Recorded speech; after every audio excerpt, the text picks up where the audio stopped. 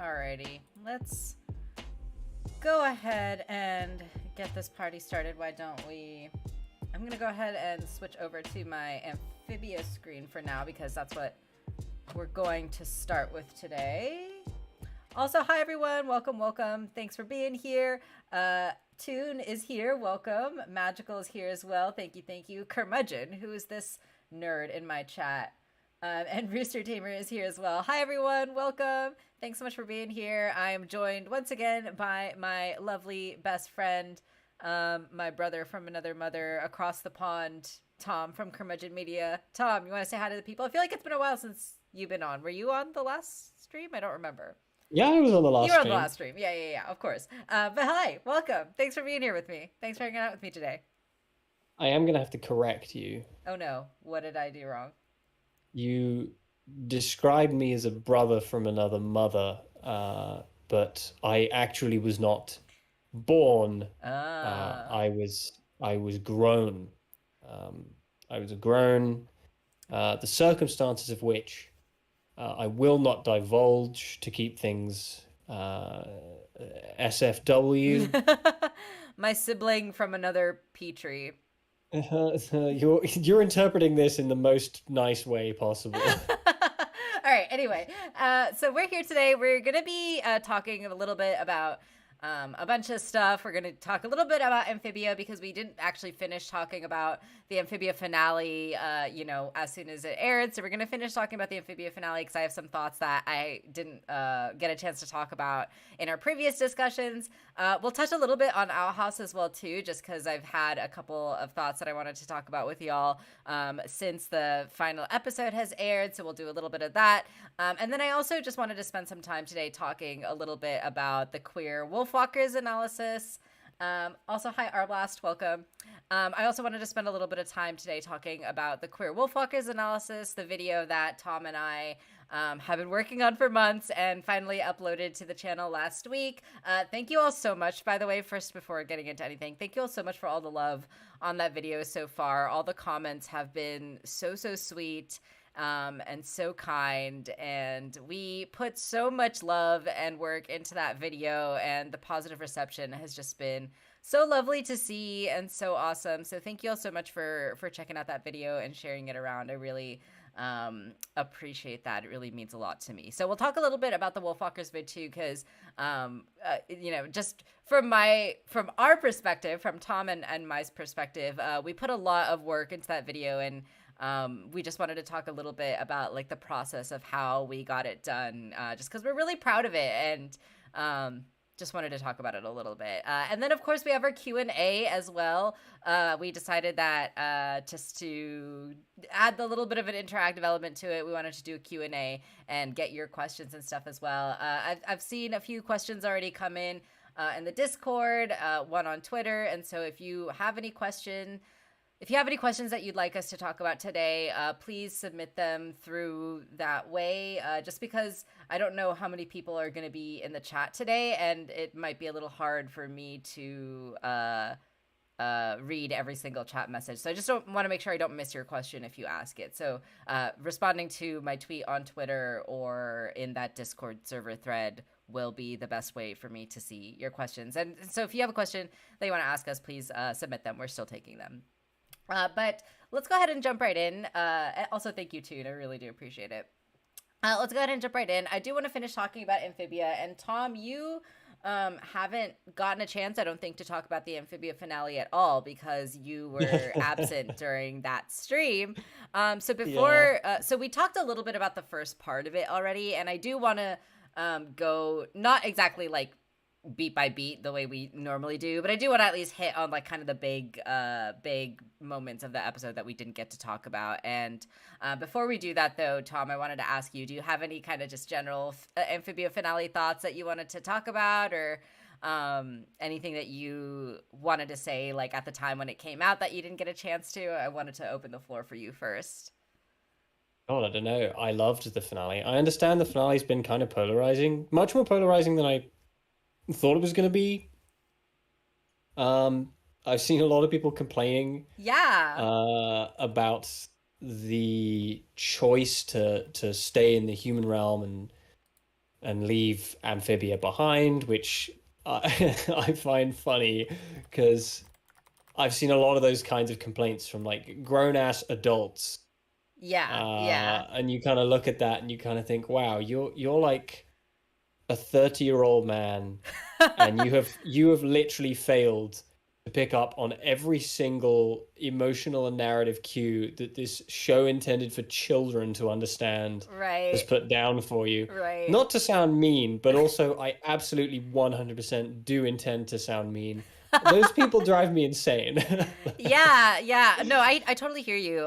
When Toon and I talked about the finale, a few weeks ago, we that was kind of our big point of discussion. That was kind of the big point that we wanted to address, just because that does seem to be the most polarizing aspect of the finale. Is just this decision that they've made to keep the two worlds separate and to essentially separate Amphibia and the Planters and Anne and the world of Earth. And Tuna and I talked in our last discussion about why we really liked that choice narratively and why we thought that it worked really well for the finale and the show and how it really nicely ties up the themes. And so, yeah, that was kind of where we landed on that as well. But it has been very interesting to see the criticism on the other side, and I can understand where some people are coming from, like you said.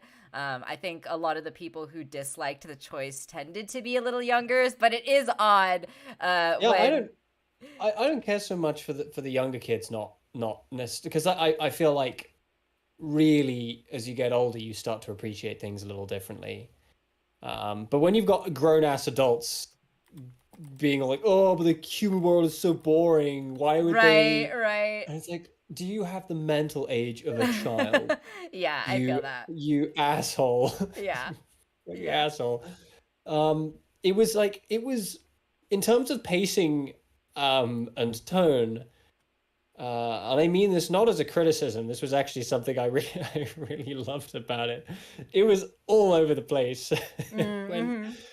all over the damn map, like in a way that was joyous and carnivalesque.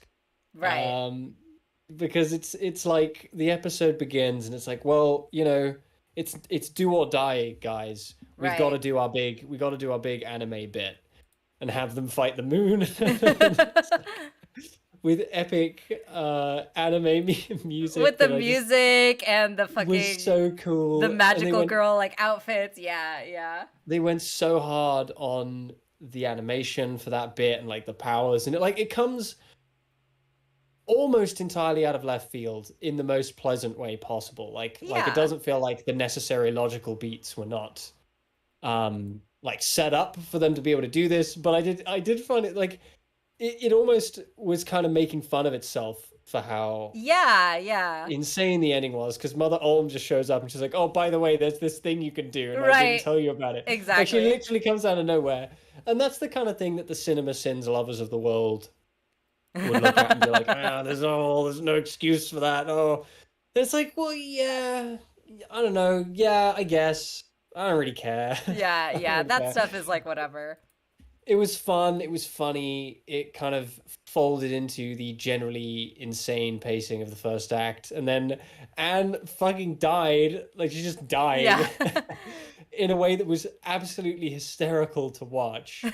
And that's how you knew it wasn't real. Was the way that her last words were like, "Oh, my only regret is that I didn't get to see Love Right. Wish Yeah, 2 she or whatever just the drops fuck that it's little called." gag right at the end. Yeah, yeah, classic Anne. And then she just like she just dies. She gets Thanos. And then they make a reference to Space Dandy. Of all the anime in the world to do a reference to, they do Space Dandy, and I'm cool with that. 'Cause Space Dandy is amazing. But spoilers for Space Dandy. This isn't really a spoiler because Space Dandy isn't a narrative show, so it can't really be spoiled. But the last episode of Space Dandy ends with Dandy dying and meeting God, and God saying, "I don't want to be God anymore. Do you want to be the new God?" Oh wow. So it's very Which is similar. it's Yeah. literally the whole that whole part of the ending was an homage to an anime called Space Dandy. That's And a awesome. very welcome homage as well.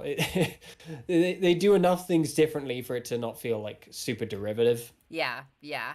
Um, Mainly that like Dandy being offered to become God is almost entirely circumstantial, and it has nothing to do with him really being like a good person. And it's more like God is just bored. God is like, man, I'm bored of this. I've been God for so long. I don't want to do this anymore, man. It's confusing and messy. Do you want to do it? And it's like, nah, Yeah. screw that. That why you're not selling me on it here. Whereas with this, it's like you're the only person in like all these realities. You're the only person to use this power for good. Yeah. Um, I loved this ending. It felt like it went from 60 miles per hour to 0 miles per hour over the course of the episode, where instead of having like ramping stakes and pacing, it started off high octane and slowly. Yeah, it was a nice conclusion, right, to the series. We got like our big epic finale, and then we just kind of got like a nice the second kind of 2/3 of the episode was just kind of tying up the loose ends and providing that kind of resolution, which I really enjoyed. Yeah. It was just nice and it was heartfelt, and I like we got the little Spran moment and it was sad. Yeah, I want to say like just also hi Haryana, welcome. Thanks for stopping by and good luck with your editing. I hope it goes well.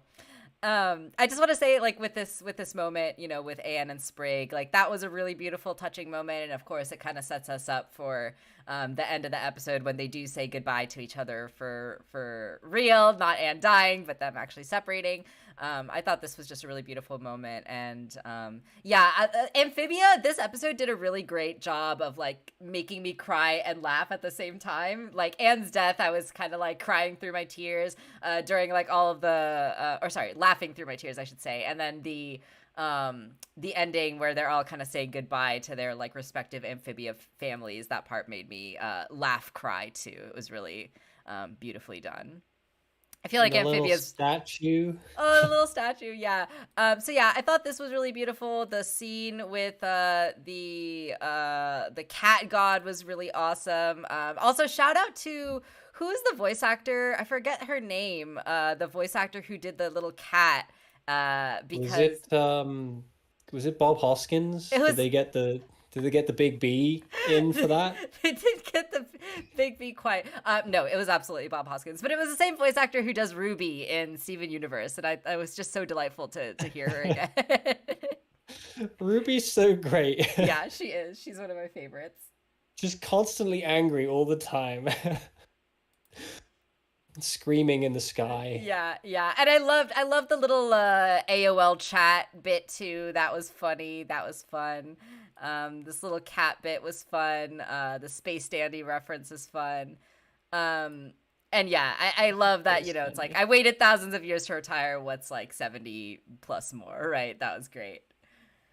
That sounds like a miserable existence. And I loved this moment so much. I felt like this was just such like a classic Amphibia moment where like they're all crying over Anne and they're like, oh my God, she was the greatest kid who ever lived. And Anne is just being like, what's up, guys? And Hop Hop being like, not now, Anne. Like, we're too busy crying over a lost hero. That's gotta be a Steven Universe reference, right? Oh, right. Yeah. When Steven comes back and Pearl is like pacing around. It's like, not now. Not now, Steven. We're trying to figure out how to save Steven. Yeah. Beautiful moment. Yeah. Yeah, Charlene Nee, thank you, too. I thought that was really awesome. And then, of course, there was the goodbye, which is really emotional, right? They got the shards just enough for their trip back home. I really, really loved just all these little goodbye moments with the three girls and like their respective families. You know, Marcy with Yunan and Andreas. It was emotional and sad and tragic in a lot of ways. And of course, we got the confirmation, you know, Eulivia is canon. We all love to see it, I'm sure. I'm sorry, I was taking a very long drink of water. That's okay. I was also reading the chat. She's also a voice actor in We Bare Bears. That's cool. And I actually really do like what they did with Andrius's character. We'll talk about it a little bit when we get to the time skip. But yeah, the also Grime and Sasha's goodbye was so like again, I was laughing through my tears, right? Like they're so classically in character with the two of them like trying to be all tough first, but then just like breaking down and crying and just being like, I'm gonna miss you so much, and like they just hug it out. It's just such a really touching moment. It made me laugh and cry. I just really love Sasha and Grime a lot. They're kind of one of my favorite little side relationships of the show. It was the Andreas goodbye that I really liked. Yeah. Take care, kiddo. That was really nice. He becomes Thanos in the end with his little farm. Oh, I know, right? Why do I keep talking about Thanos? I don't know why. Somebody stop me. I don't give a rat's ass about Thanos. But yeah, I really enjoyed Sasha and Grimes' goodbye. I thought that was really fun. And then the moment with Anne and the planters, of course, is just really beautiful and touching. Their relationship really was the heart of the show, and so this like goodbye was really emotional. It was really nice. If I watch it again, I'll just end up starting to cry again. But yeah, I just really love this idea of like Anne and Sprig and like their friendship still being as like valid and true and real despite being apart, right? Because that's how a lot of adult relationships are. Like just because someone's apart and you don't talk to them all the time doesn't mean that you don't still love them or cherish the memories you have with them. So I feel like that's just a really grounded message. That's adulthood. It really is, right? Enjoy like never speaking to your friends, sometimes for like 10 years, and then just like casually getting in touch again for a day and just being like nothing happened, and then going back to not talking. That's just how it goes. Yeah, life is busy. That's how life is sometimes, and I feel like in that way this finale is really grounded. And there's that idea of like the people who are important make their way back to you, right? And I feel like that's really true. That makes me think of Stand By Me. Yeah, no, absolutely. The whole kind of thing of, although I don't know, I guess Stand By Me is a little more somber than this. This is a lot more like, I'm not going to be able to speak to you again, but that doesn't make our connection any less real. Yeah, absolutely, exactly. Oh yeah, that's something too that I wanted to talk about actually too. Brought up the fact that the copy of Anne has her shoe on the opposite foot, so that the copy is not actually a perfect 1-to-1 copy of Anne. I think that's hilarious. And again, like I think Anne has that line of like, well, this is gonna like keep me up at night or whatever like her line is, right? It's funny to me that she's not a perfect copy, and I really love that detail. I thought it was great. It does raise a lot of existential questions. It does, right? Like how true exactly is this Anne? Is she the same Anne? The animation during this goodbye scene was also just so beautiful. The lighting was astounding, the colors were amazing. And then I think you mean animation. The animation. And then the spinning shot of Sprig and Anne was really beautiful. Really, really well done.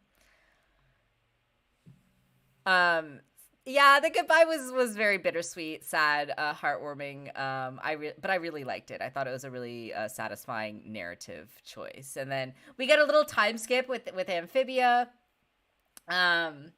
You get a little time skip with Amphibia, which I thought was really beautiful.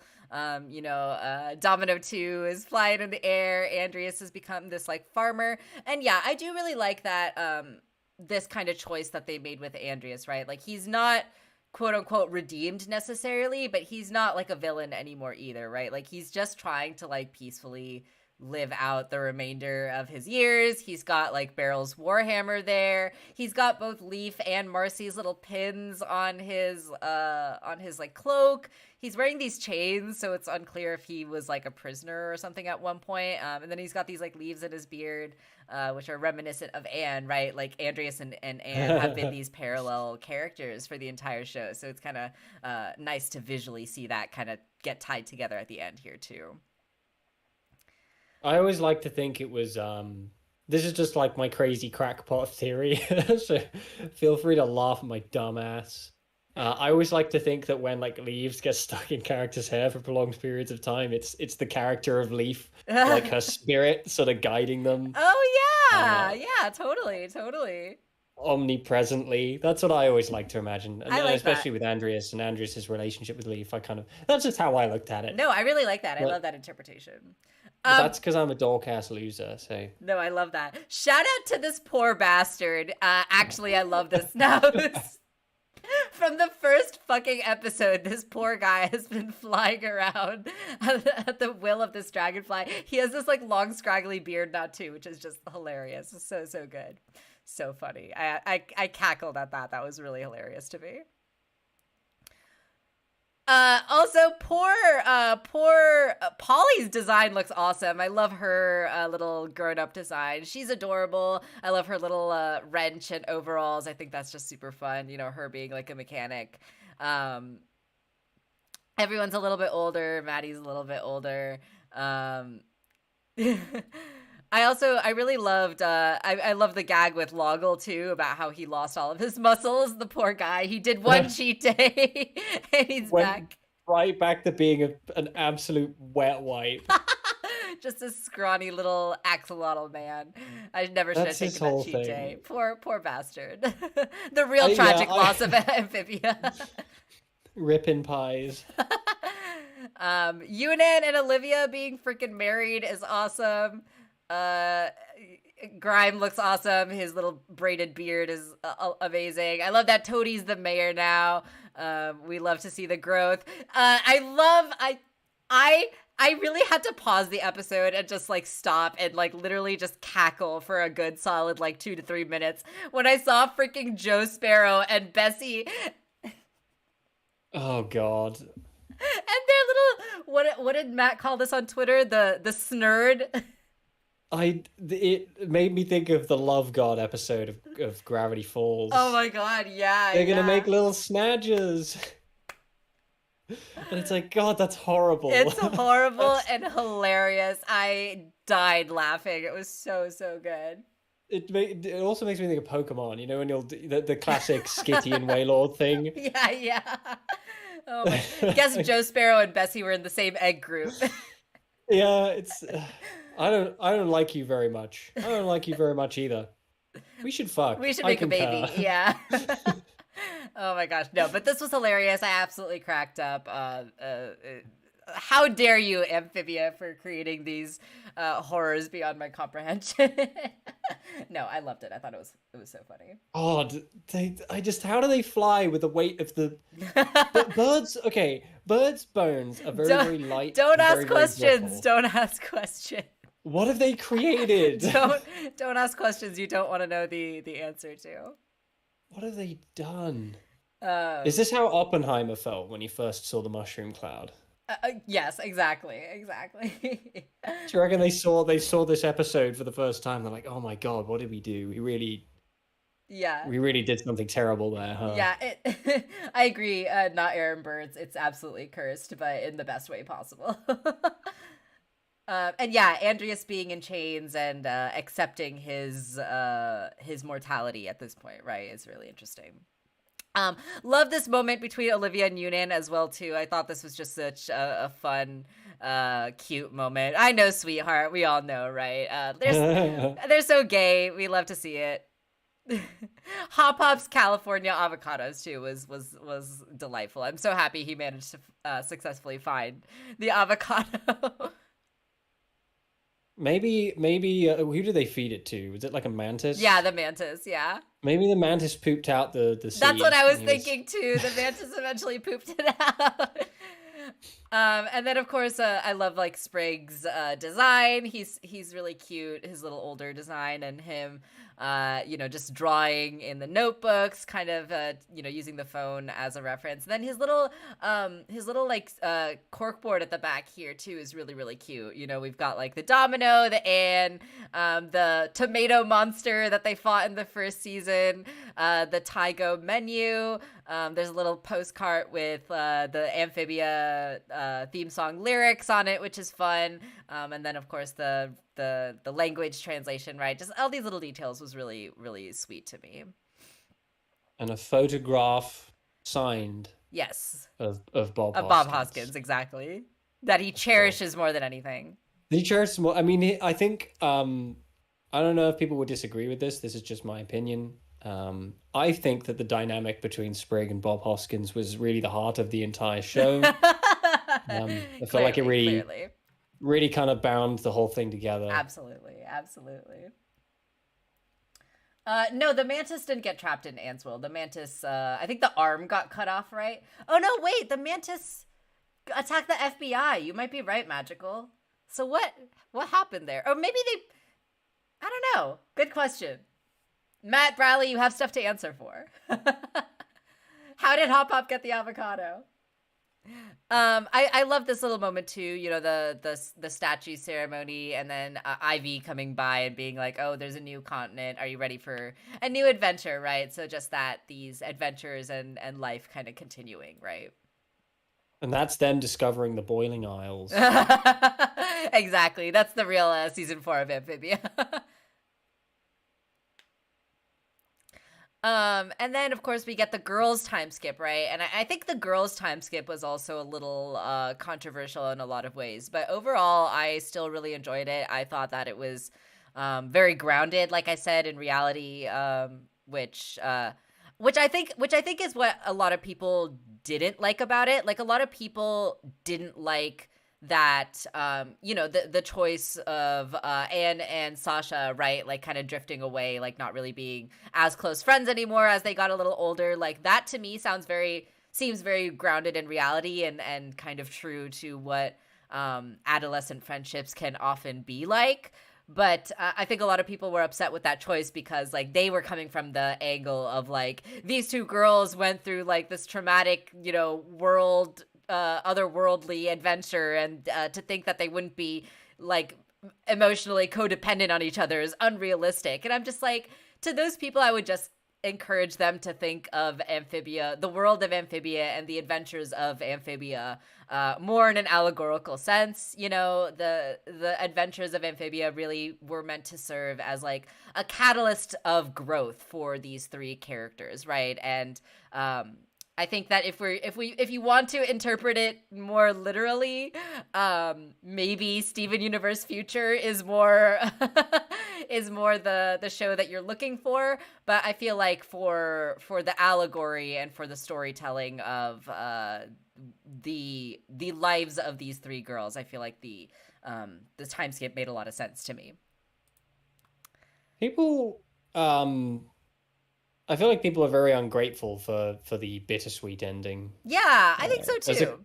As a concept, I love bittersweet endings. My favorite kinds of endings are the ones that are either like flat out just like cruel, just like miserable. I love miserable endings. I love endings that I watch and just like, wow, they really did everything they could to rob me of a happy ending there.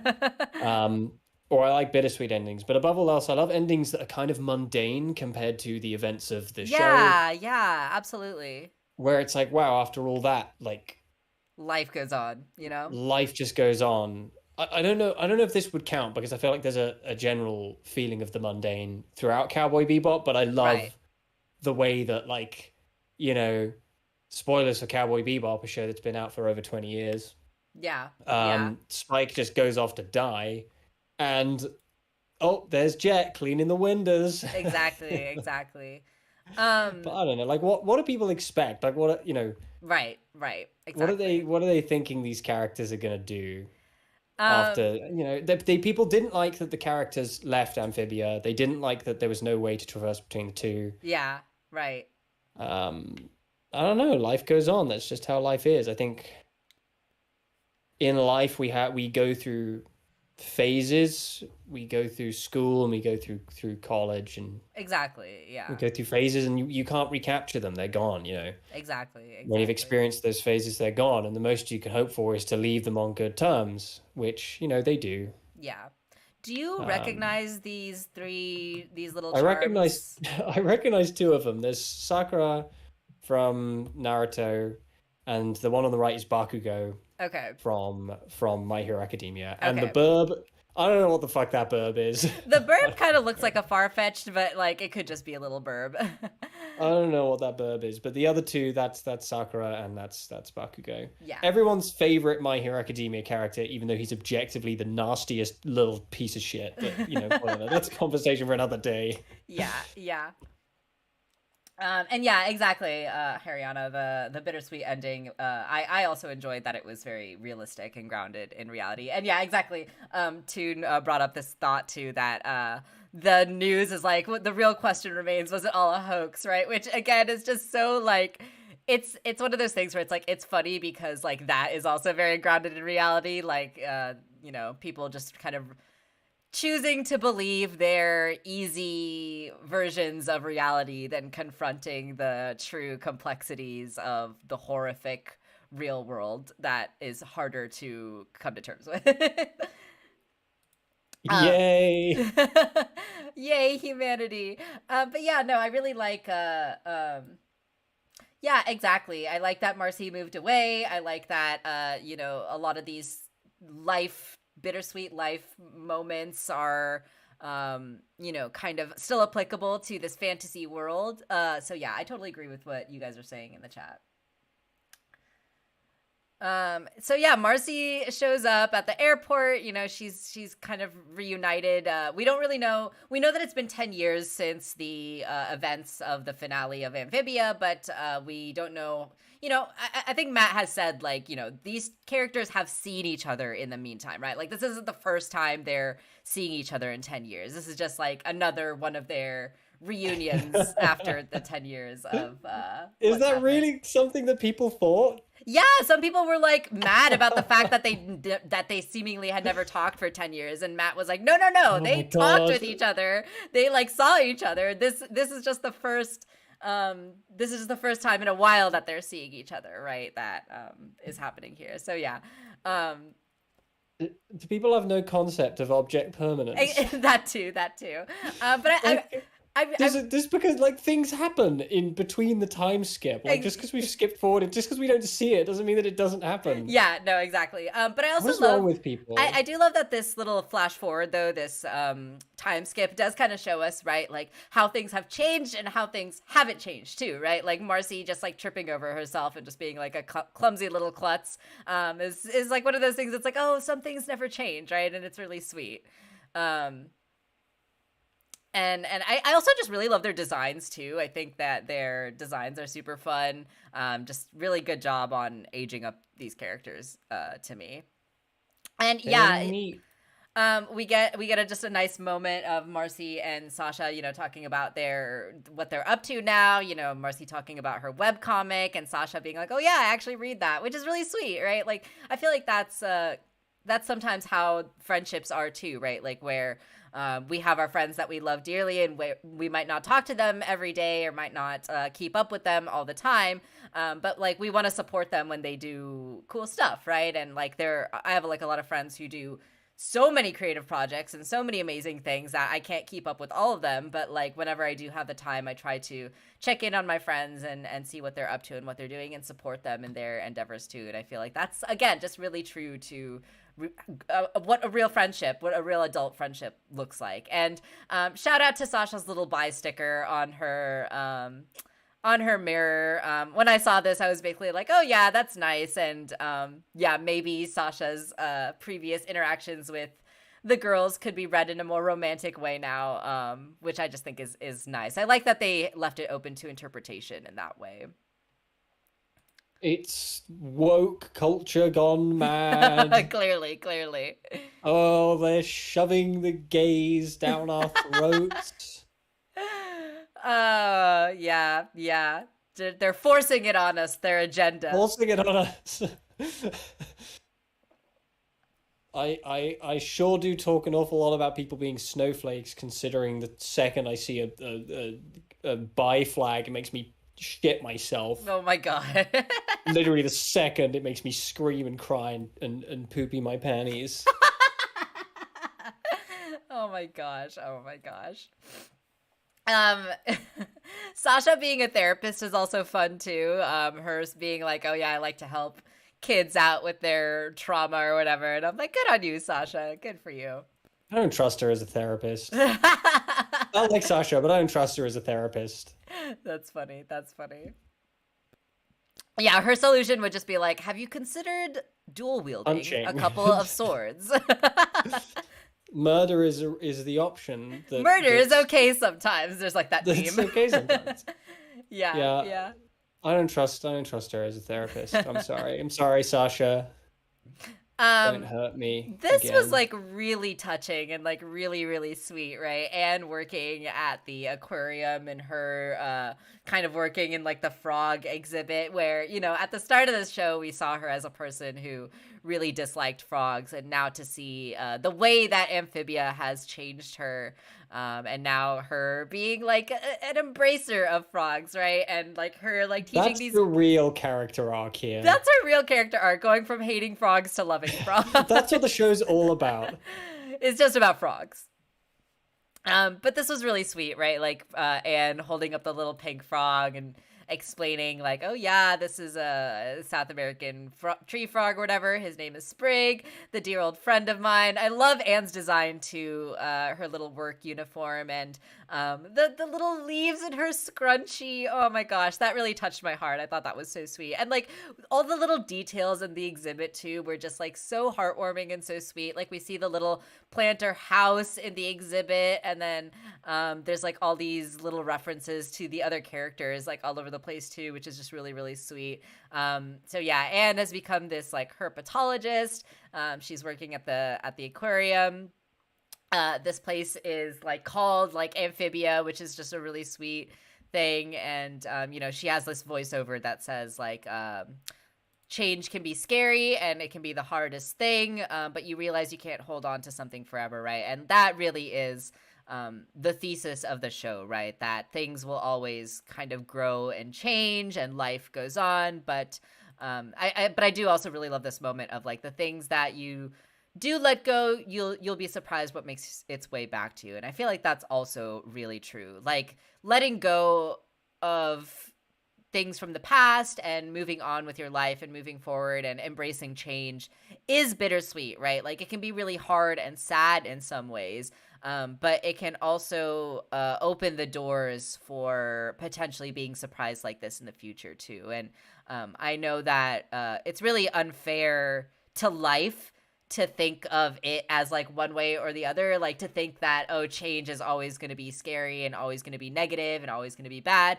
or to think like, oh, like I'm not going to be satisfied unless like things exactly play out exactly how I want them to, right? Like if things don't change in the way that I want them to, like it's going to be awful, right? Like I think like the best way to go through life is just to, try to live in the present as much as possible, embrace the changes that come day to day, make the changes you want to see day to day too, right? Like make those incremental changes. But also like try not to have expectations, right? Like try not to have an idea of like what you want to happen or what should happen. Otherwise you'll be like upset of if these things like don't pan out the way you want them to. But just to kind of like embrace life as it happens and like enjoy and cherish the relationships that are in your life. And I feel like a lot of what I'm saying right now is actually a lot of what I talked about in my Infinity Train Book 4 video. If you guys haven't watched that yet, I would highly recommend that video because it's one of my favorites that I've done. But yeah, just like that idea of, living in the present, try not to have expectations, cherish your relationships while you have them, allow them to grow and change when you grow and change, and just embrace the present and embrace the people in your life that you love, and the people that that truly care for you will fight for you and make their way back to you. I really do believe that. Or, as a very wise, very sexy man once said, whatever happens, happens. Exactly. And yeah, I agree with you, Haryana, that they needed to drift apart to learn about themselves as individuals, right, before that they could come together. And I think that that's, again, really true to life, and just like a kind of a beautiful message that this show is sending to its younger audience.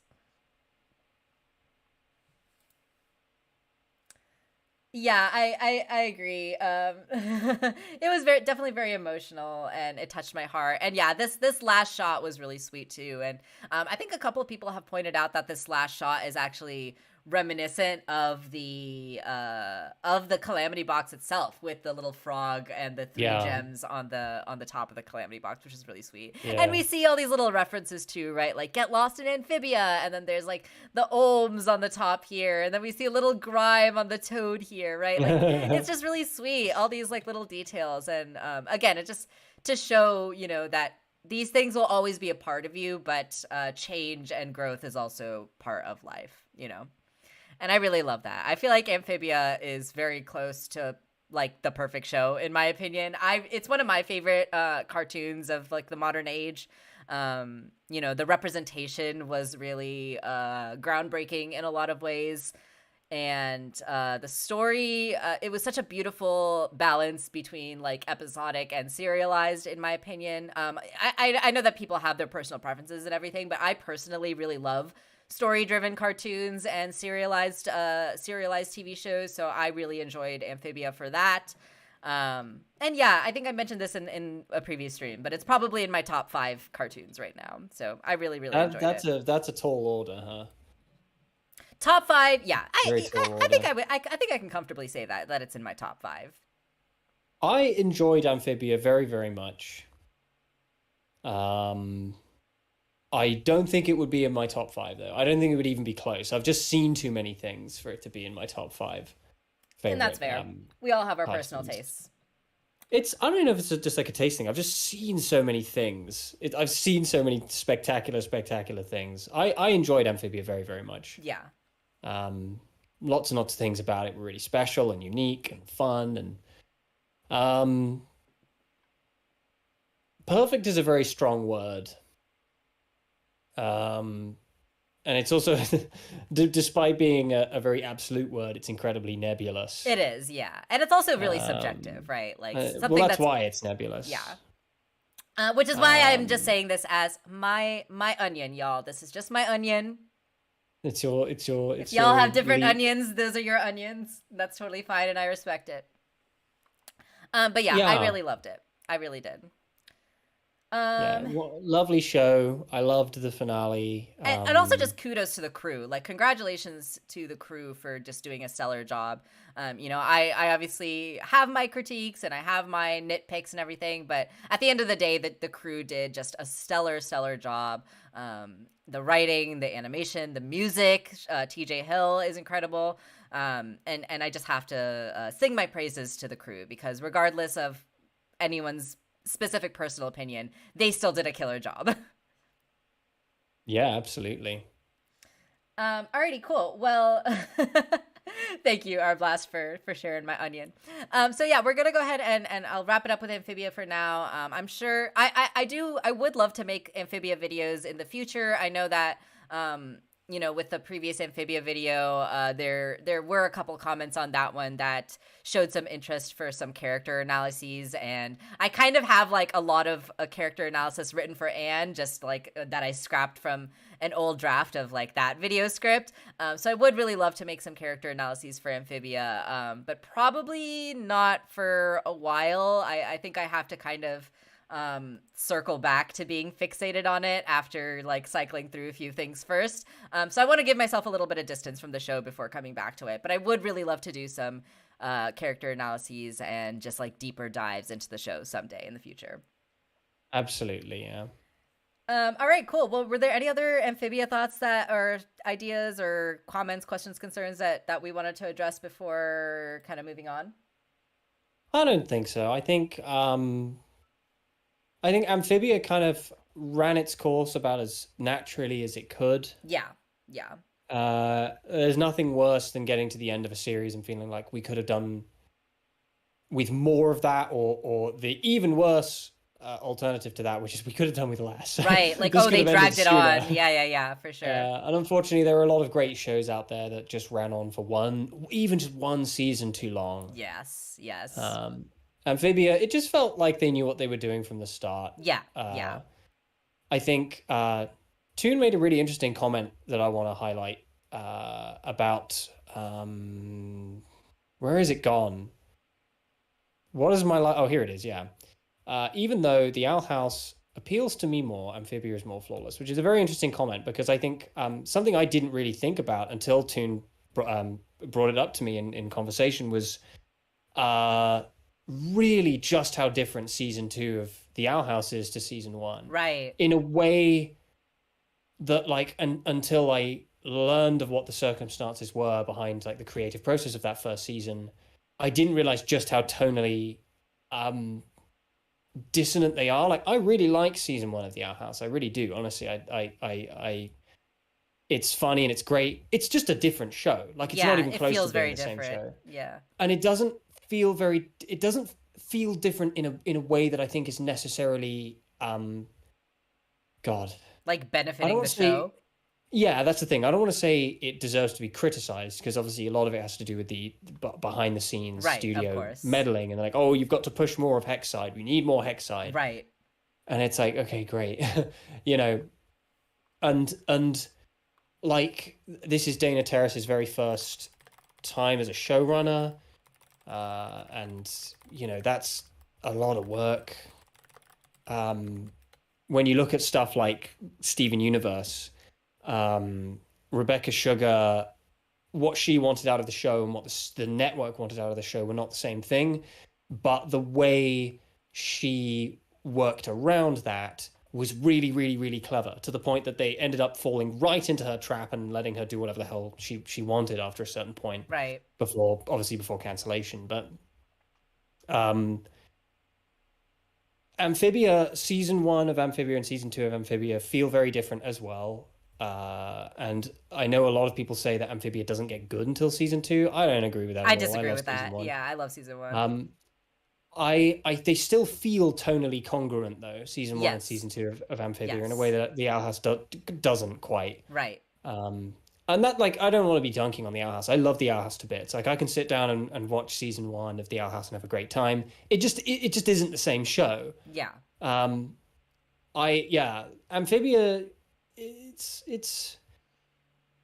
just feels like they knew what they were doing from day one. And by the time the finale swung around, and I don't know, I just feel like I've had my fill. I feel like Amphibia ended just when it needed to, just how it needed to. Yeah.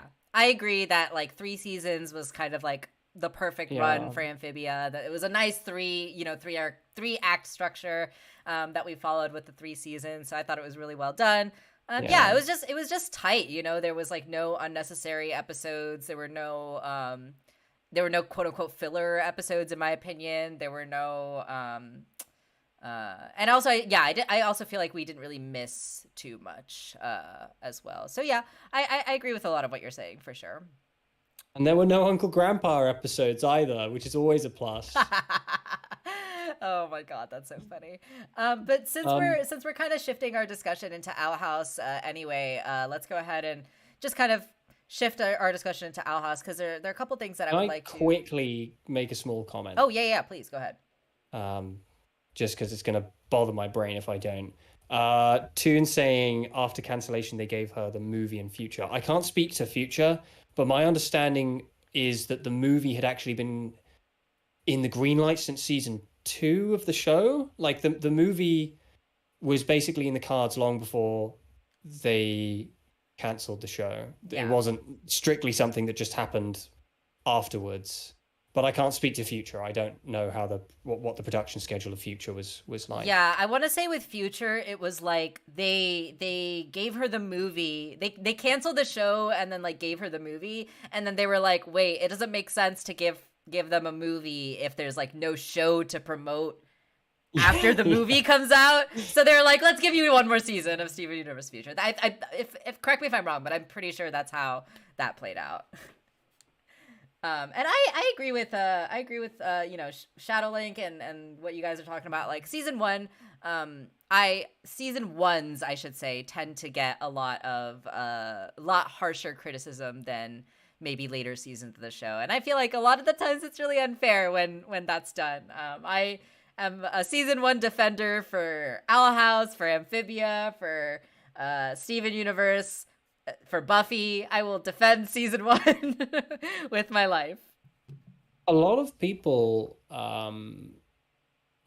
just they equate drama with quality, because that's what kind of engages them. And you know, I don't think that's wrong per se. Yeah. You know, people are only ever going to respond to what engages them the most, and when something really explosive happens, that's naturally going to engage them the most. I don't think it's the most balanced way to look at media and how media is written, Yeah. to reduce the entire art of like televisual storytelling to what's dramatic and Yeah. No, totally, totally. All right, so let's go ahead and kind of just shift over into Owl House talk. I'm gonna go ahead and just switch over to my old Owl House screen because I didn't prepare a new one. But I feel like there's not too much I want to say about Owl House other than one thing that's interesting that I learned in between our last discussion and our discussion today is apparently the collector was not originally planned for the show, and that the collector was actually an addition that they brought in when they realized that they were going to have to cut season 3 short, which I feel is really interesting, and probably like a very, very genius move in my opinion, to bring in this kind of character that will not only like propel the plot of the show forward, but just kind of like introduce this entity that changes the story in this like interesting way. I don't know. I just thought that was like a really cool kind of behind the scenes decision that they made. I thought that was really interesting. Did you have any thoughts on that? yeah, I mean, The Owls is such a difficult show to talk about because it's like I always want to point out when I feel like we and the creators, like, you know, have been shorthanded, like we've been shafted by the cancellation, which should never have happened. And then I think everybody agrees on that. Yeah. Whenever I point out things that are quote unquote wrong, because it's not about what's wrong with the show. It's just like, yeah, that's where you can see the cancellation affected it. And right. I just feel like I'm mourning the loss of what could have been. It's not like a criticism of the show. Something I want to make very, very, very clear is that this show is a masterclass in making extremely risky, off-the-cuff decisions. Yes. 99% of which play out great. Yeah. And the collector is one of those 99%. Yeah.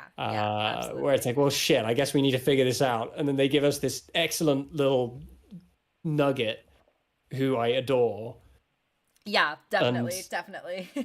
I love their little theme. The collector theme is magnificent. I just like, all I want the 3 specials to be is just watching the collector be a little mischievous nugget for 40 minutes a pop. I don't care about the story anymore. I just want to watch this little guy. He's just a little guy. Great. He's just a little guy. Look at him go. Look at him go. Yeah. Yeah, no, totally. But yeah, I really am excited for the specials. You know, I feel like I really don't want to go into them with like Dana, you know, talked about on Twitter a little bit. Like, I don't want to go into them with this defeatist attitude of like, oh, it sucks that they got cut short, because it's obvious that they are having a lot of fun with even the limitations that they have, and it's still going to be great regardless of the shortened time. And yeah, I did actually see that clip as well, Shadow Link. I didn't watch the full stream that they did with Dana and the voice actors, but apparently someone asked about Hunt Low, and Dana had like just a very like fun reaction where she had to like look away from the camera and like cover her face, and she's obviously got something up her sleeve that she knows that she can't tell us yet, but I'm excited to see whatever it is. Hopefully it's not one of them like dying. Just dying horribly. Yeah. And it's sad and tragic. I'm looking for, like, Dana Terrace more or less owes us just a bad ending at this point. And I really want to... I want just a nasty ending. I want the ending to be so cruel and horrible. There's a specific character death at the end of Angel season 5 that I won't spoil for you right now. But for anyone out there, for my 5 viewers who are currently watching right now, and for anyone who might be watching this recording in the future who has watched Angel, there's a specific character death that happens in season 5 that is devastating. Like, it's so painful and it's so hard to watch and it's so sad. And I'm just waiting for Owl House to pull that kind of death. The kind of just brutal, just unflinchingly tragic and terrible, heart-wrenching kind of death where one lover slowly dies in the arms of the other lover, and it's just the saddest thing you've ever seen. I'm ready for that in Owl House. Is it Charisma Carpenter? It's not Charisma Carpenter, but is it Xander? I wish. Just kidding. Is it Bob Hoskins? Yes, it's Bob Hoskins. Oh shit! I knew they'd do that to my boy Bobby. I knew they would. My main man. So I do want to look at some of the Qs and As that are the Qs that we are going to give some As to as well.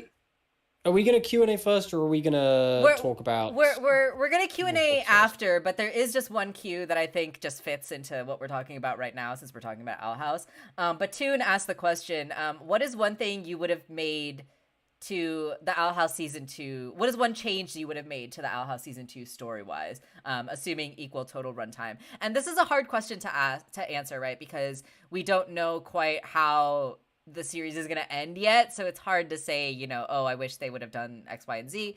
But, you know, some things that for me personally I really loved that I would have loved to see more of. You know, I think we talked a little bit about how we really love the relationship between Luz and Ida, and like the little family of Luz, Ida, and King.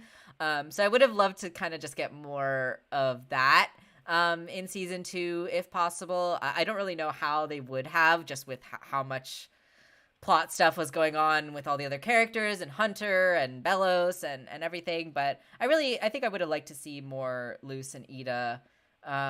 Yes, I agree with that. That to me was the heart of the show. Yeah. But would there be anything, oh my God, I'm stumbling. Would there be anything else that I would have changed? There's nothing I really disliked about season 2. There was just stuff that I felt like, oh, I wish we could have gotten more of this. Like, I wish we could have gotten more Rain and Ida and their just kind of what their relationship was like, right? More than just the kind of romantic aspects of it. And I wish we would have gotten a little more Lilith as well. I know we got a lot of her, but I really love Lilith, and I wish we could have gotten a little more of her too. Lilith is wonderful. I agree with all of that. Yeah. And like maybe some more Gus and Willow. Like, you know, I really do love their characters a lot, and I love that they have brought them back, at least, you know, in Any Sport in a Storm and Labyrinth Runners and you know, their specific episodes. I'm glad that we got those episodes, but I also just really love them as characters, and I would really have liked to have spent more time with them.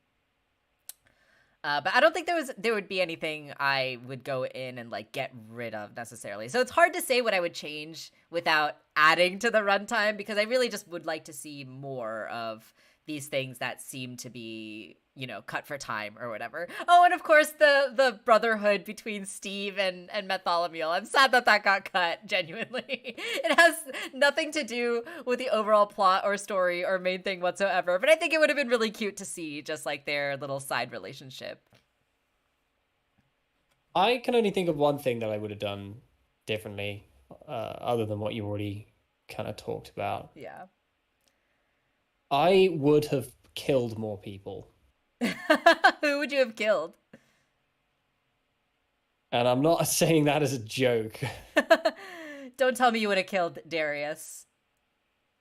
I cannot hear what you're saying. I can hear like flickering. I said, don't tell me you would have killed Darius. I don't know if I... Oh, now Tom's flickering.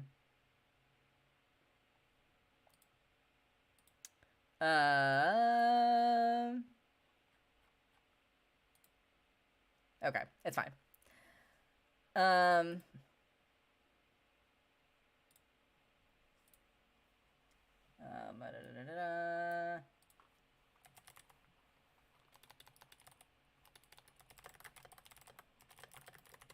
Okay, anyway. Based how everyone is loving Huntlow, I know which one of them you're talking about. Yeah. Hanlo has taken the fan base by storm, but Oh, I can hear you again. Oh, there we go. You're back. Yay. Did you hear what I said? You cut out after a little bit. If you want to say it again. There we go. I'm back. You're back. It just disconnected me and I've just connected again. You're back. Okay.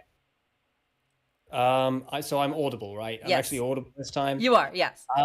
Okay. The one thing I would have done differently is I would have just straight up killed more people. Right. Yes. And I asked you, would Darius have been one of the characters you killed? Yes. Yeah. Yes, he would have. Yeah. Yeah. And I love Darius. Darius is wonderful and excellent. I just like. I'm not saying this to be flippant. I just something I don't want to say it irritated me, but like when we got to the end of the finale, the stakes didn't feel real to me. That's I would have have killed I felt. Rain. I would have like sometimes you do just need to do an absolute bombshell to convince people that the stakes are real. Yeah. You know. Yeah. I agree with that. Yeah. I'm talking about like end of episode 3 of Arcane. Just straight up, just kill those kids.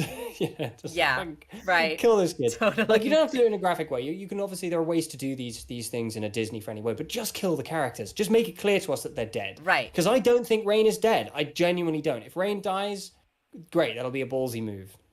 Yeah, I do. I don't think Rain. I don't want Rain specifically to die, but I do think that there should have been more. The stakes should have been drawn out for us a little more clearly. Yeah. I love Rain. Rain is wonderful, but out of the characters I'd kill, and you know I mean business because I love Daddy Darius as well. He's like my favorite side character. Darius gone, Rain gone. I would have straight up killed them. They'd be the first to go. Yeah. Like.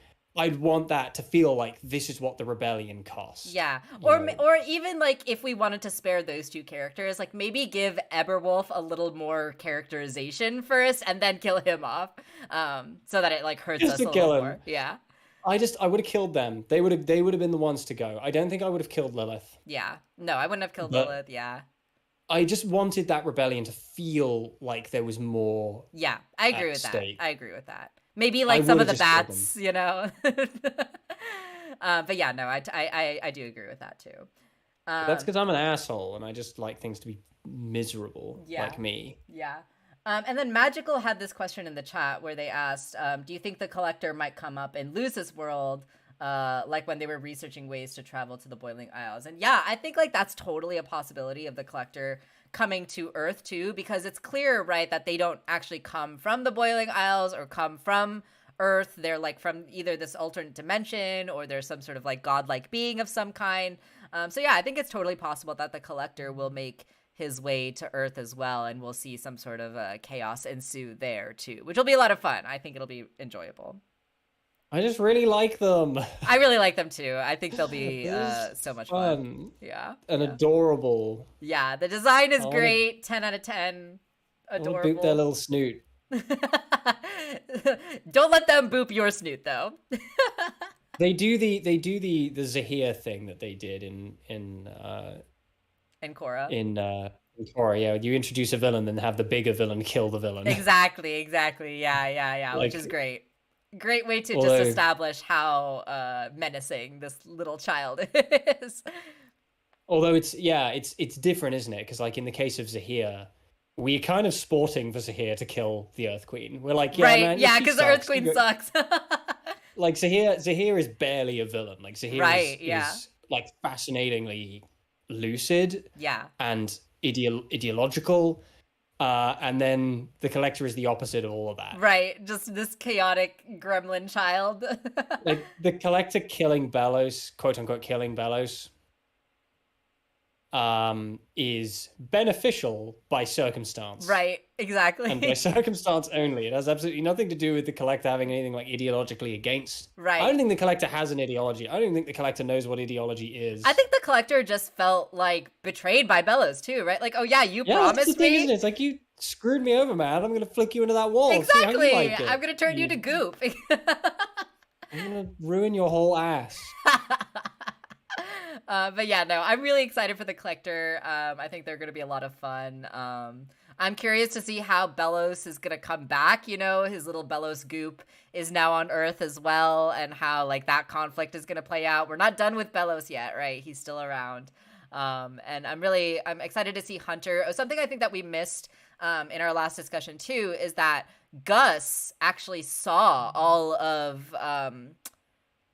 of Belos's memories just before they left for Earth, right? So that is going to be really interesting to see how that plays out, right? Like if Hunter and Gus are going to have some sort of conversation about it. We know that Hunter has been hesitant about revealing his Grimwalker-ness to, Willow and Gus and the rest of them. So I'm curious to see how that will play out. I think that ultimately Willow and Gus will embrace and love Hunter despite, his backstory or whatever. I think that they'll all look past it, and same for Luz too. I think that there needs to be a conversation with Luz, expressing how she feels that she's taking the blame for Philip and her part in everything, and I feel like that discussion just needs to happen with her and the rest of everyone, where they tell her, right, like, no, this is not actually your fault, and you don't have to take all this responsibility all on your own. Like, we're gonna work and fix this together. Like, I'm really excited to see that play out too.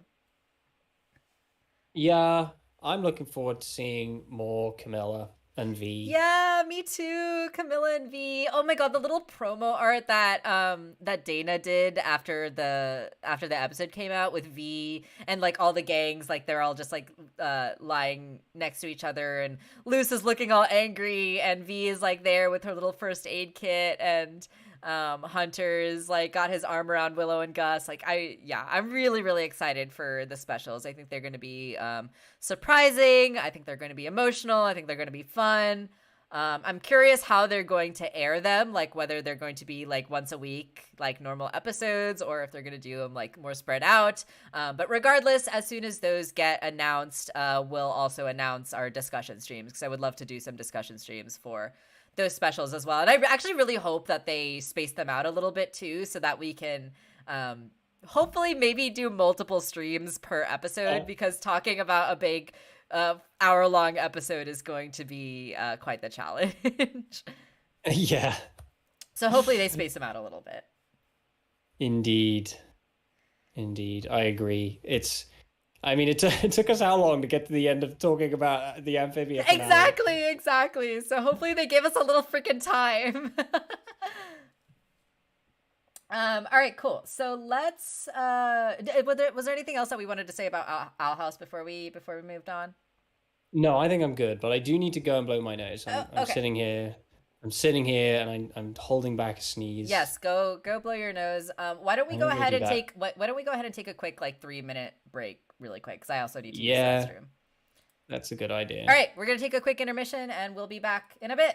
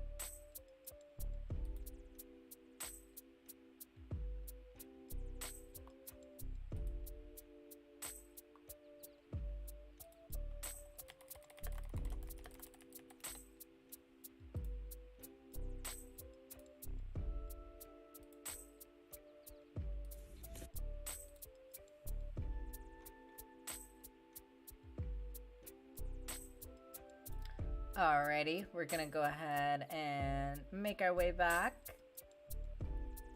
Hi everyone, welcome. I didn't have a proper whatchamacallit, the background for today, so I decided to use one of Tom's wonderful recent art pieces. He did this amazing beautiful piece with little Babby Amethyst. And we're not talking about Steven Universe today, but his art is awesome, so I wanted to just use that as Just try and stop me from talking about Steven Universe today. I've already talked about Steven Universe today. So true. I also have a different little box here, so I'm going to switch that out really quick. Cool, there we go. Okay, so yeah, for this second part of the stream today, we really just want to talk about...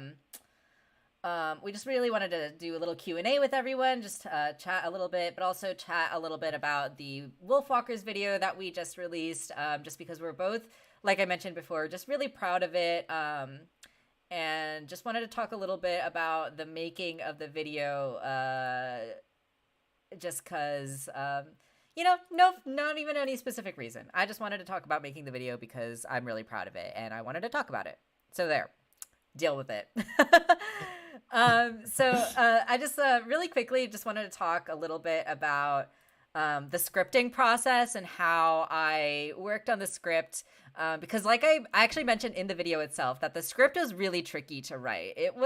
This is a hard film to talk about, and it's not because it's because the film is like very, very layered and very dense, right? Like everything has all these like layers of meaning, and they like interweave and feed into each other in really compelling ways.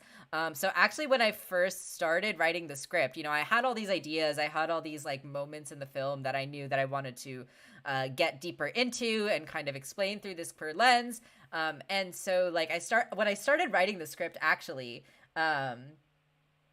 we only have one viewer, but that's okay. When I started writing the script, I started actually writing it chronologically, and just started at the top of the movie and just went scene by scene and just started like writing out just my thoughts on each specific themes. And then I realized like I was doing way too much like jumping around between ideas. Like I kept going back and forth between like, oh yeah, and like, by the way, this is something that I need to establish, or by the way, this is like what I'm referencing, or this is going to be connected to this later moment in this way, right? So I realized that like in order to properly kind of go through the story chronologically, to talk about Robin's character arc, I needed to establish some of these ideas that we were talking about first, right? So I kind of structured the video into these like parts, basically, more or less. So the first part, right, is really talking about, first there's like this introduction, right, of just like me introducing the video. And then the second part is really me talking about this idea of the gosh, what's the word I'm looking for? Just to kind of establish like the metaphors that we're working with, right? Like these ideas of society being this this cage of expectations, and how that idea got established, and then of course like this idea of the Wolfwalkers being this like diametric opposition to those structures and those ideas, and how those are conveyed both through the story and the metaphors that are being established here, but also of course through the visual language and the shape language that is so, and the style, right? The style, the contrast of the styles between the visual styles of the town and the forest, right? So all of these things needed to be established first. So that's why this first part of the video, I'm talking more about like gender and patriarchy and colonialism and how that gets established. And then like the second part of the video, right, is more about the Wolfwalkers and what they represent and how that opposition has been established in this movie. And now with that frame of understanding, now that we understand that this is the frame that we're looking at this through, now we can go through Robin's character arc and see how the story beats and her choices and actions reflect these themes within this framework, right? And so that's kind of how I approached the script from that point on. And after actually getting through Robin's character arc, and then of course talking about Bill's character arc, which happens kind of in parallel on top of Robin's character arc, that was pretty straightforward to go through in a more chronological way. So that's why this kind of third and fourth part of the video is a little bit more just chronological, going through Robin's character arc and Bill's character arc. And of course, there's still a little bit of slight tangent here for a moment, or let's circle back. Let's circle back to here.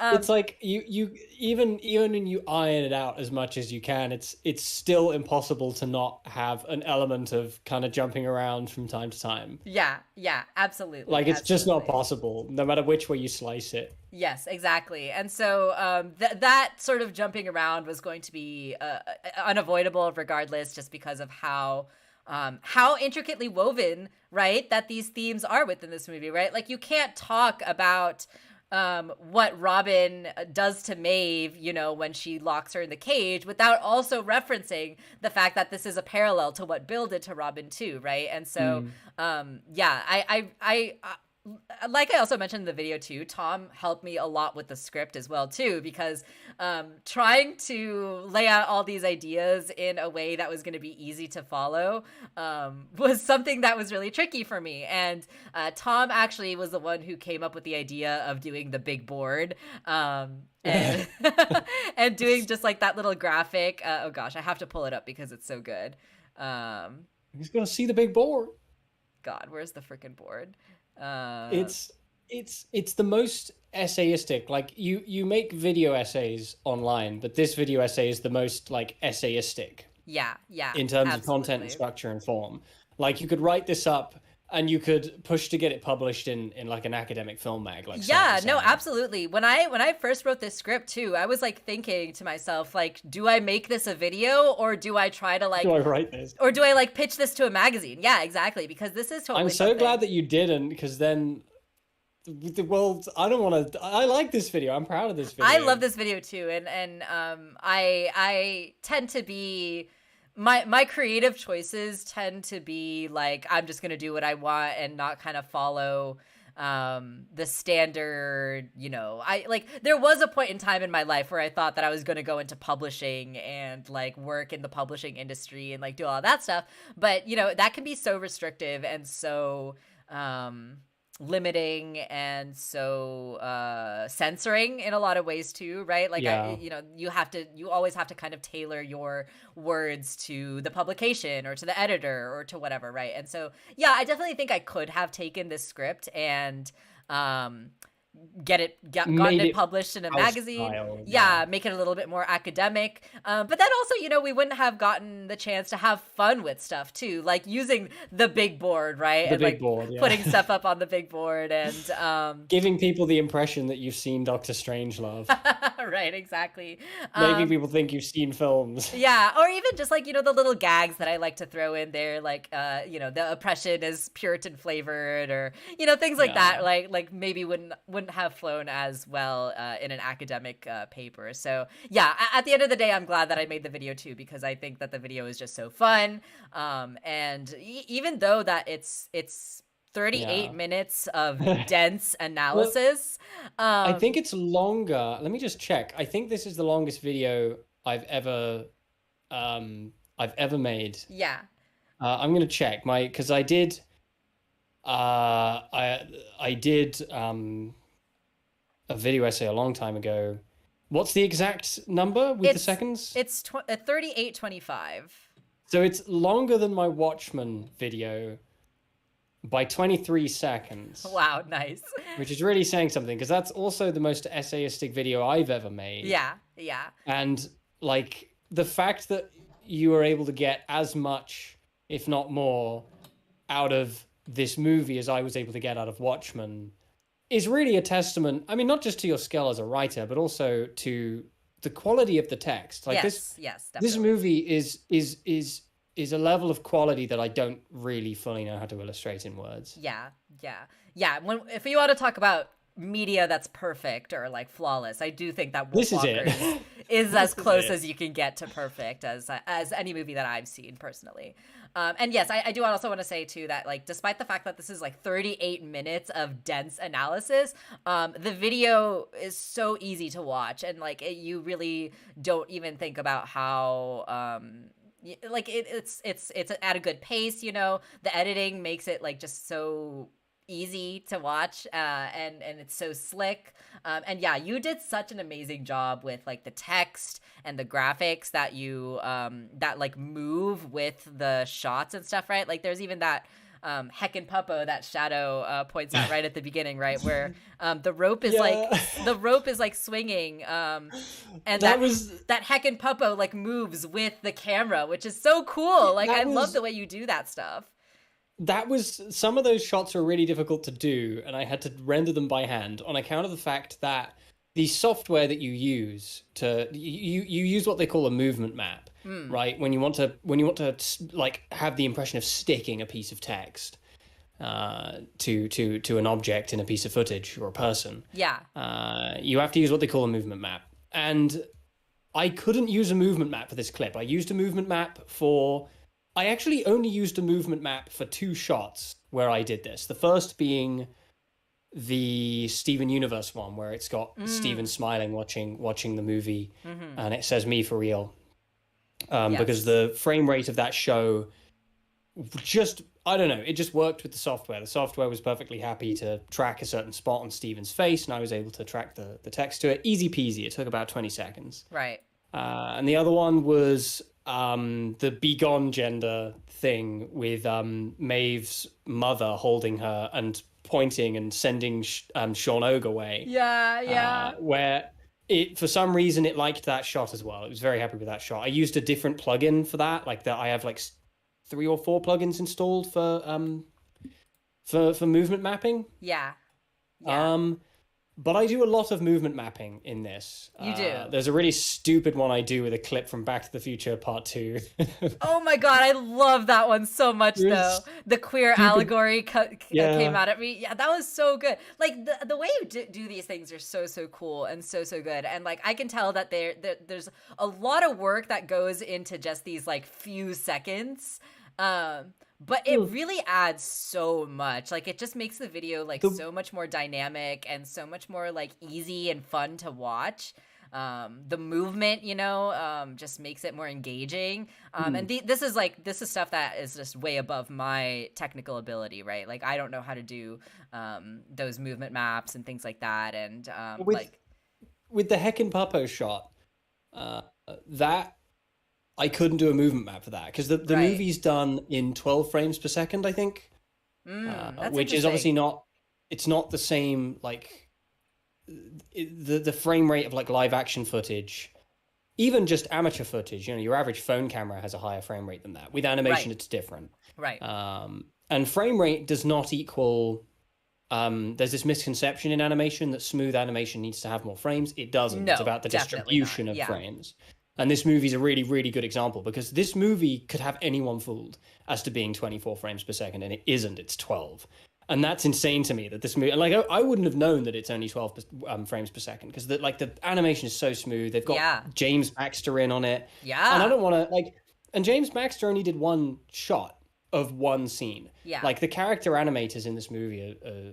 incredibly talented. Absolutely incredible. But that meant that for a lot of shots, including the Heckin' Puppo one, I had to bind that text to the scene by hand, basically. And it took ages because you got to basically draw the movement map out with your mouse. And go like frame by frame, right? Frame by frame, and that takes forever. The one that I think took the most amount of time out of all the movement maps is the one when it's the shot of Maeve. It's the POV shot from Bill of Maeve like rushing out, like sliding in front of him, and then he looks up and the Lord Protector is there in front of him saying, "Good fella, what are you doing?" Yeah. And I had to bind all it because you've got 2 pieces of text. First, you've got the piece of text on Maeve. I wonder if you're able to find it in there somehow. I'm looking for it. Yeah. You know the one I'm talking about. It's you've got the piece of text that I put on Maeve, and then you've got the other piece of text I put on the Lord Protector. It was, funnily enough, it was the Lord Protector one that actually took more effort, because the Lord Protector doesn't do a lot of big movements. But he turns his angle. He turns his angle, and those little movements actually are harder to track, because those little movements are much more like minute and minuscule. The big movements tend to be covered in less frames. Yeah. I'm trying to find. You can use 5 frames to cover like a big, quick movement, like Maeve, like rushing out from the side.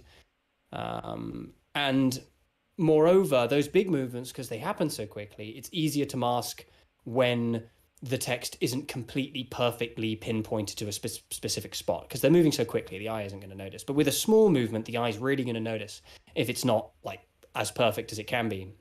Right. I'm trying to find that moment. I can't remember where exactly it is. And yeah, but it was also like I had to manually alter the perspective of the text, like the visual perspective of the text, to make it look like it was like physically attached to them. Right. Okay, here we go. This moment here where Bill is looking on the stage and Maeve splobs in front of him, and then he looks up and sees the Lord Protector, and the Lord Protector, he like does this small just shift where he turns towards the crowd, and you can see the text that you've put on his torso also just changes the angle ever so slightly. Changes the angle, loose and fluid, and then I did like that's like so a shadow cool. effect. It looks so cool. I love it so much. On the text to make it look and then there are a lot of I had to do a lot of layer masking by hand, which takes time. My favorite bit of layer masking you did is actually just right at the end. It's another Steven Universe clip that you did.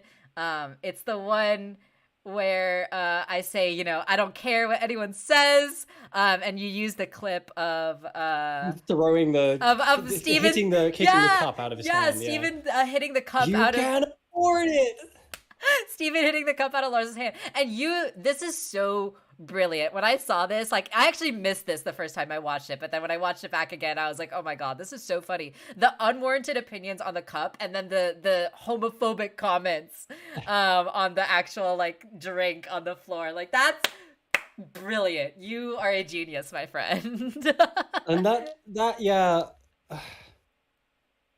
all that stuff, that's the stuff that no one really pointed out when they watched the video, and that's all the stuff. Because it's so small, like it's not super flashy. That's the stuff that actually really takes loads of time. So, like a swipe transition, I guess it depends. Like there are a couple of transitions in this video that really took a long time that I'm really glad I did, and that were great actually to learn, because I've never really tried to do anything like that in a video before. Yeah. But with this one, it's different when you're not writing it. It's different when you're just given reins over how it looks. Right. And it's like, okay, how do I want this to look? And it was, I don't know if you can find it. The first fun transition, I don't know if you can find the Mitchells versus the Machines clip. It's when you're talking about... Oh, yeah. You start talking about your personal journey, and you start talking about kind of breaking away. Yeah, let me find going to college for the first time. And the actual clip in the movie uses this transition where it has the establishing shot of the college. Yes. And it has a boy who's like out of focus in the foreground. Yes, I'm trying to find that. Who walks out in front of... And I am going to talk about the Maeve's mouth transition as well, because that's another one of my favorites. We have to talk about that one, yeah. And he walks out, he's out of focus, he walks out in front of the camera, or the quote-unquote camera, because it's animated, and it transitions to the next... Yeah, there it is. And in the actual movie, in the Mitchells vs. the Machines, it transitions to the next shot of Katie. Is that her name, Katie? Yeah, Katie. Katie...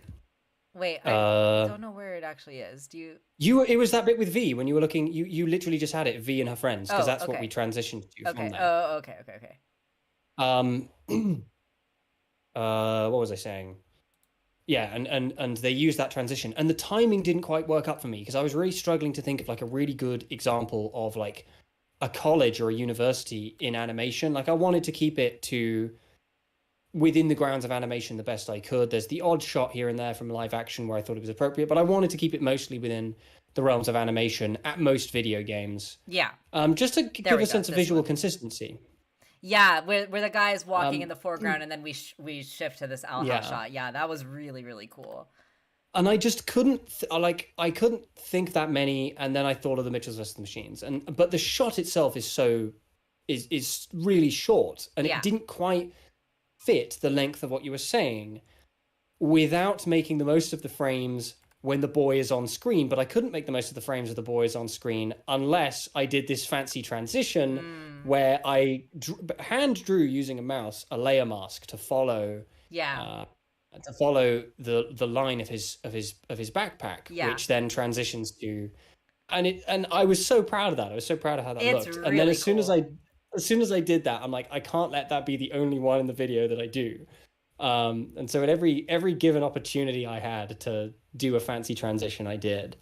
Yeah, that was an amazing transition. My favorite transition is the Maeve one, which I'm gonna pull up now because it's amazing. Oh, and I also just have to call out the Puritan flavored Hot Pockets. That was hilarious. Hot Pocket, and the little chompy you did too. I wasn't expecting that. That was hilarious. You added so many little gags that just cracked me up. It was so good. Because I'm an anarchist. No, I love it. I love it. But yeah, no, there was the transition with Maeve too, which is probably my favorite. Because it's literally me coming out of her mouth, and I love that. Oh gosh, where is it? It's like about 25 minutes in, I want to say. And and these are things that happen so quickly. If you're not paying, it's really like a blink and you'll miss it. Like if you're not paying full attention to what's going on, you're just not gonna see it. Yeah. Which isn't, I don't think it's gonna like massively affect the viewer's experience of the video at all. But like, I'm also making this video for the people who are literally just like sat there watching this with their full attention, like completely engrossed into it. Yeah, the closer you pay attention to this video, the more you will get out of it, because I really I watched this video multiple times, obviously, because I was checking it as we were progressing, and like I watched it over a couple times before actually uploading it too, of course. So I did not catch everything on my first couple of viewings, and I had to view it multiple times to catch everything. So yeah, I'm not gonna like blame anyone or resent anyone for not watching the video closely. It's not like that. It's like you're gonna get a good experience of the video even if you've just got it open in another tab while you're doing something else. You know? But I did want to make it so that for the people who were really paying attention, there would be something there for them. Exactly. And like I did a lot of stuff in this video that I didn't. Like, oh god, with video editing there's an awful lot of stuff you do. I think Kaiser Neko made a comment because he did like a JoJo's Bizarre Adventure edit recently, where he was just talking about all the little stuff that people don't notice because it just gets it just flows into the scene, right? And people just don't notice it, they pay no attention. And that's the stuff that really takes dedication to getting your vision, because when you're making a video like this, or when I'm making a video like this, when I edit these videos, I have a vision, you know, and I really want to have a vision. And like, it's almost upsetting to me that my most viewed video, being the Lumity video, is like, to me, one of the least interesting videos I've ever made visually. Like that video was very much like, okay, I know this is probably going to do numbers. I just need to bash and edit out and get it thrown out there. And it's not at all representative of what my actual skills are. Right. Totally. Yeah. But then with this, you appearing in Maeve's little maw. So good. It's so good. In her little chompers. And yeah, I will admit that, you know, I'll be totally transparent about my feelings on this and everything. But, you know, I don't make videos just for views. You know, there are a lot of people who do that. They like just make videos and content just to get views, just to get clicks, just to get attention, to get money, whatever their reasons might be. And I don't have any ill will towards those people. Oh no, absolutely not. No. But that is just not what I am trying to accomplish, right? Or what I am trying to do. So For me and my goals in making these videos, views are not my number one priority. But that being said, I would be totally not honest if I said that views were not important to me whatsoever. And I will be totally honest in saying that I wish this video would have gotten more views. I'm really happy with how well it did do. Don't get me wrong. I'm really grateful. I'm really, I'm happy that it even got over 500 views. I think that's awesome. And I'm really grateful for all the comments that were left on it. Everyone who said all those kind words, everyone who watched the video to the end. I especially loved everyone who commented on what animals that they would turn into, because I know that those people who commented that watched the entire video until the end. So God bless those people. They're wonderful. And so I'm so grateful. I'm so appreciative of everyone who watched and commented and liked it. It has nearly 100 likes now too, which is amazing. Which is great. Yeah. I'm so happy. I'm so proud of that. But also there's a piece of me that wishes it could have done a little better. It could have gotten a few more views. It could have gotten a little further. And I also, I don't have, I have faith that it could pick up again later in the future too. Like my Lake is Trans video really didn't get picked up by the algorithm until months after that video came out. So like, I don't want to give up on this video and say like, oh, it's not going to get any more views. So it totally might. But I also don't want to lay out all my hopes on it getting more views as well. I'm happy with how it did. I would have liked it to do a little better, but also that's part of why I wanted to talk about the video today and just sort of like just discuss it a little bit, because you know, I do wish that it could have gotten a little bit more attention. It could have gotten a little bit more views and love. But I hope that in talking about the video, you guys can kind of see just how much work we really put into it, and how passionate we were in making this video. It's really it's like I said, like I mentioned before, we spent months working on this video, right? Spent months on it, yeah. I started working on this script, I want to say in February. Yeah. That's when I started. That's when we watched the movie. Yeah. And it's like, I think if I were to point out any more things before we sort of talk about it more generally, if I were to point out any more specific things that I did in the edit. Yeah.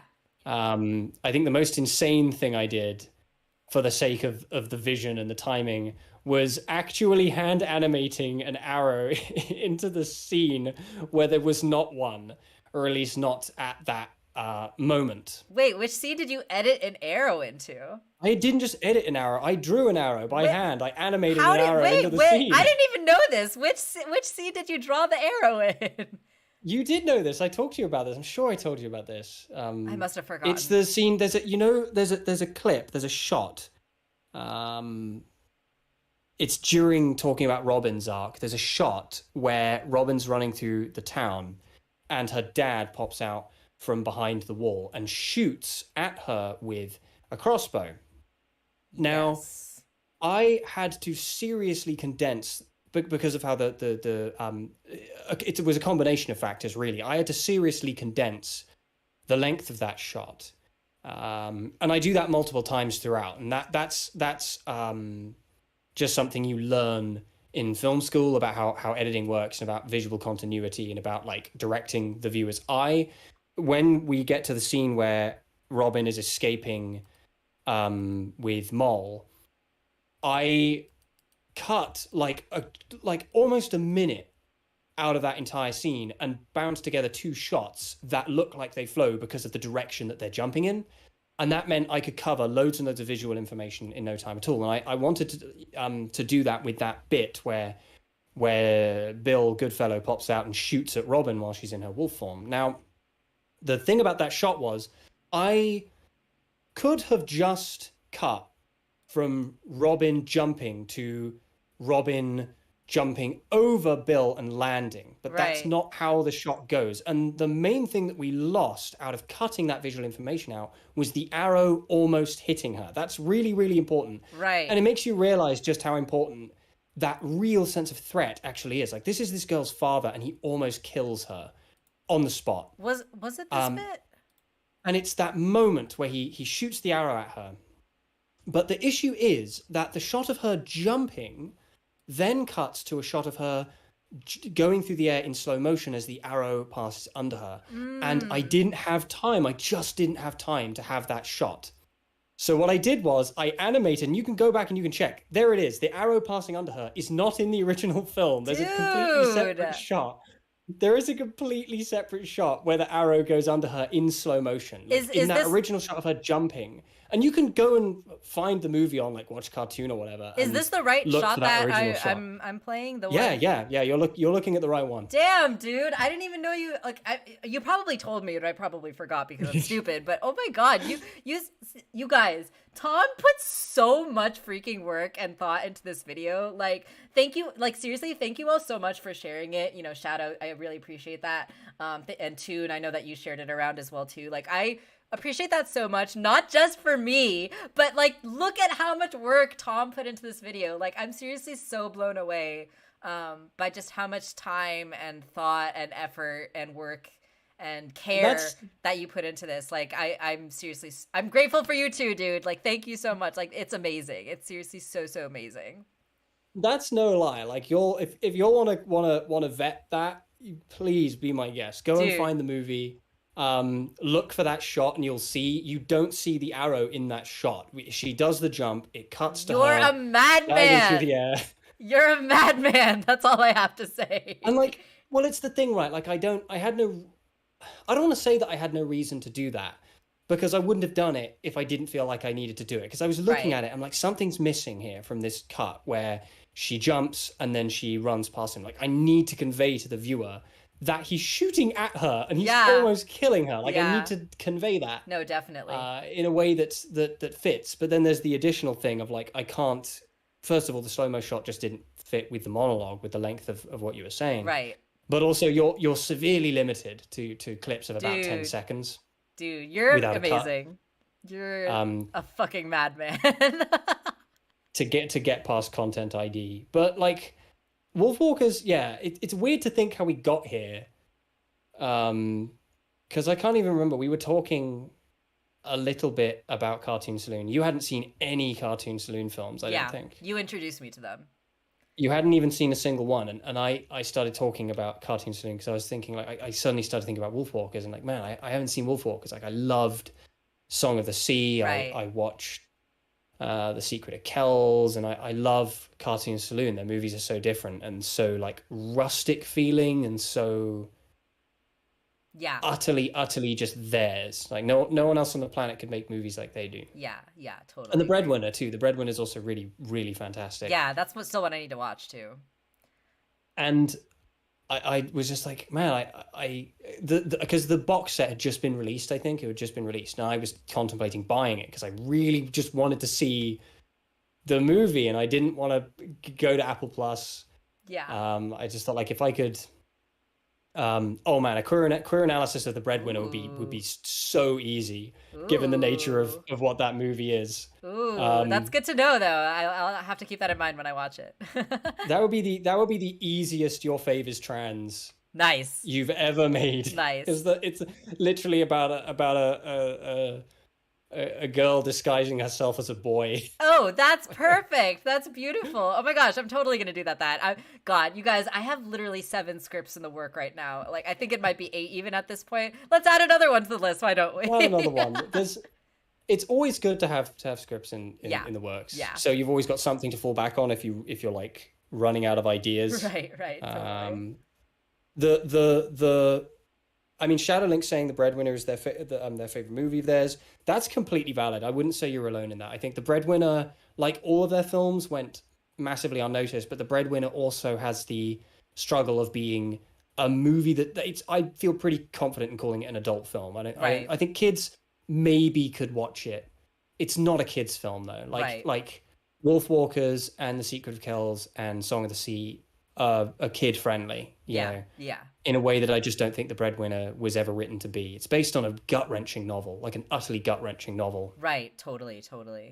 But like we watched, I was like, oh my God, we should totally watch these. I bought the box set and we did like a weekend screening, I think, of The Secret of Kells and Song of the Sea. Something like that, yeah. Where we watched those two, and it's so interesting to watch them in order. It is. It really is.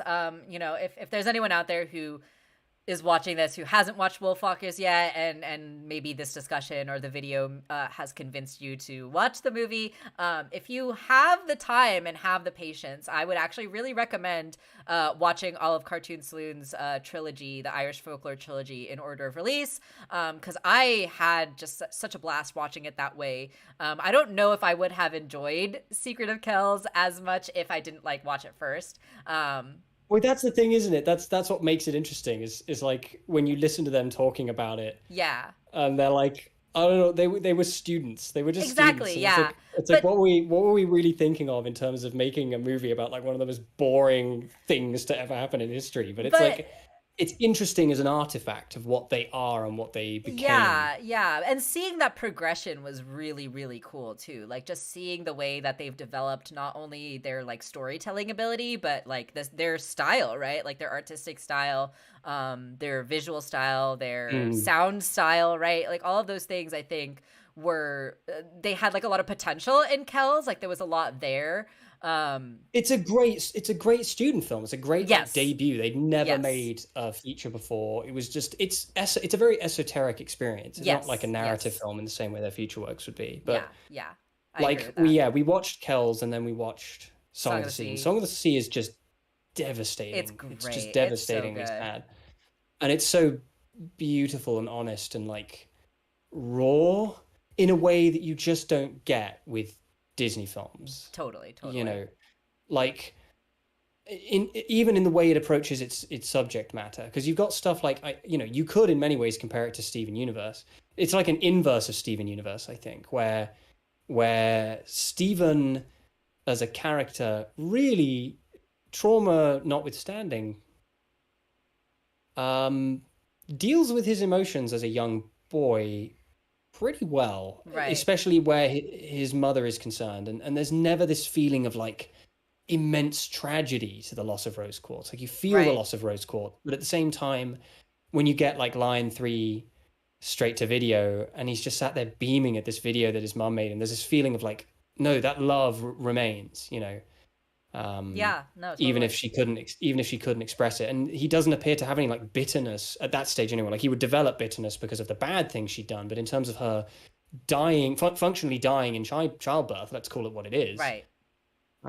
there's no bitterness there. And then you get Song of the Sea, and Song of the Sea is like the tonal opposite of that, where the main character in Ben is the opposite of Stephen. He's like the most maladjusted little kid.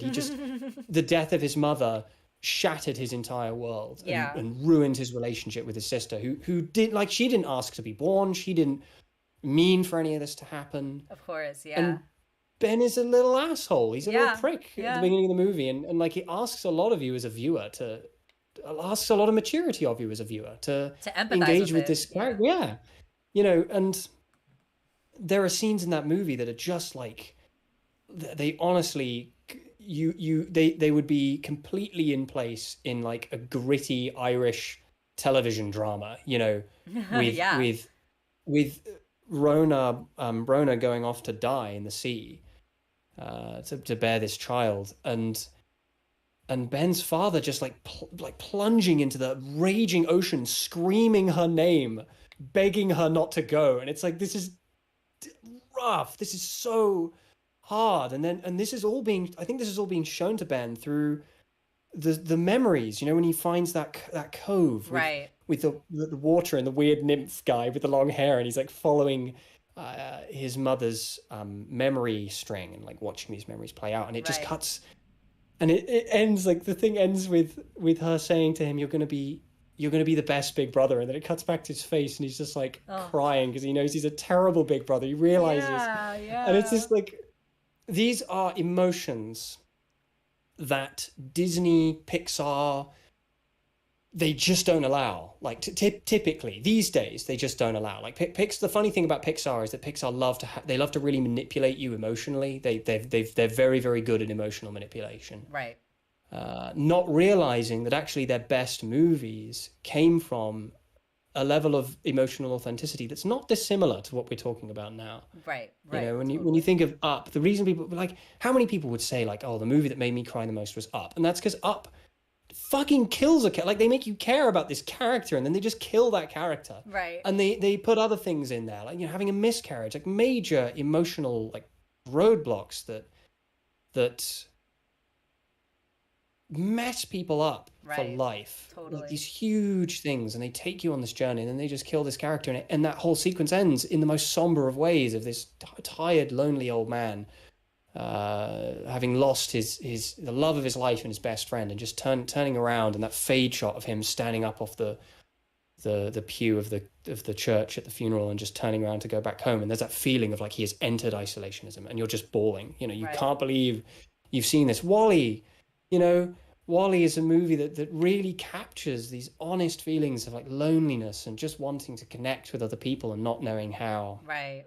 And then you get to like Inside Out, and nothing in that movie makes any sense at all. And it's I guess what I'm trying to say is, when you've got the fact of the matter is that movies like Wolfwalkers, movies like the filmography of our good friends over at Cartoon Saloon, they made a choice once upon a time. They implied, I don't think they're legally allowed to say it out loud, but they have implied several times that Disney offered to buy them out.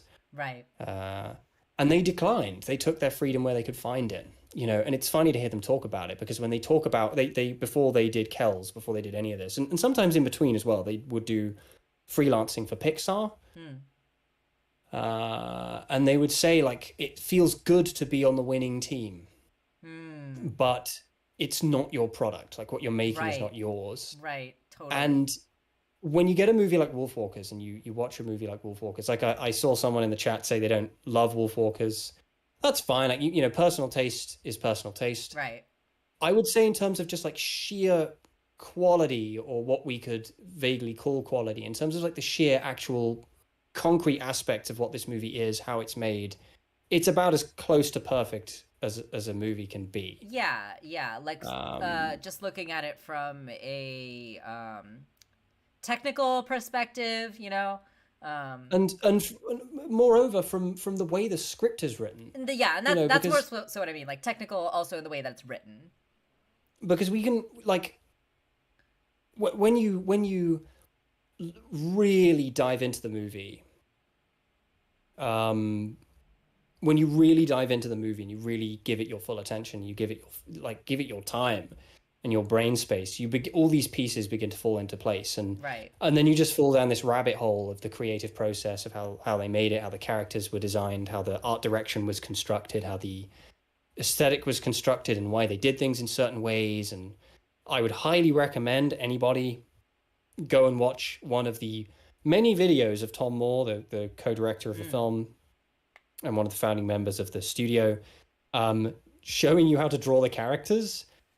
Because I learned more about shape language listening to him talk about Maeve and Robin than I've learned from anyone else. Like, he's so eloquent in explaining why they look a certain way, and why that matters. And but really, all of that is a product of the fact that this movie's script spent an inordinate amount of time in production, being thrown back and forth. Like.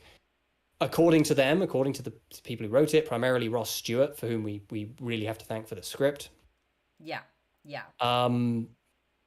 This movie, the script itself was really being changed even as early as like the first drafts of the first few scenes. Like they were changing so much, and like throwing it back and forth. It spent way more time in production than scripts normally do, based on their experience as people in the industry.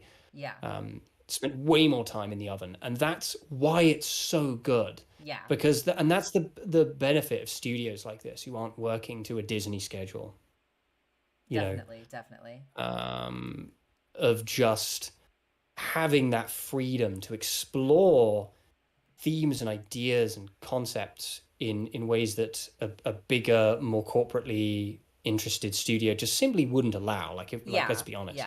No, definitely. And that's why I have felt so passionate about Wolfwalkers and about Cartoon Saloon. That's why I'm really eager to support their next movie. I know that they are doing a show through Disney as well, but they're doing like a Netflix movie that's coming They out. actually aren't doing a show through Disney. Disney are associated, but it's not a Disney show. Right, yeah, but The importance of Disney in the equation, I believe, has been somewhat overstated. I see.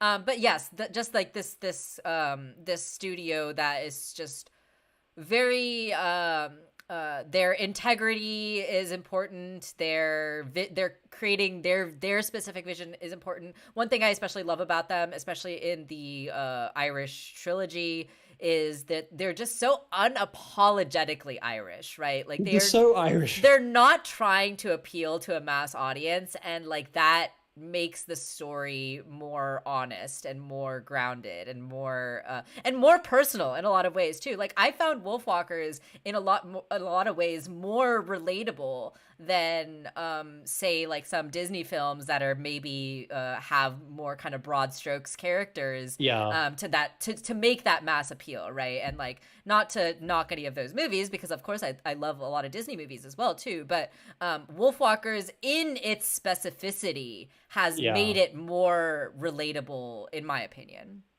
And it's funny to think, I mean, you had a friend say to you that they didn't like how anti-Christian the film is, which is a very funny comment. It is funny, yeah.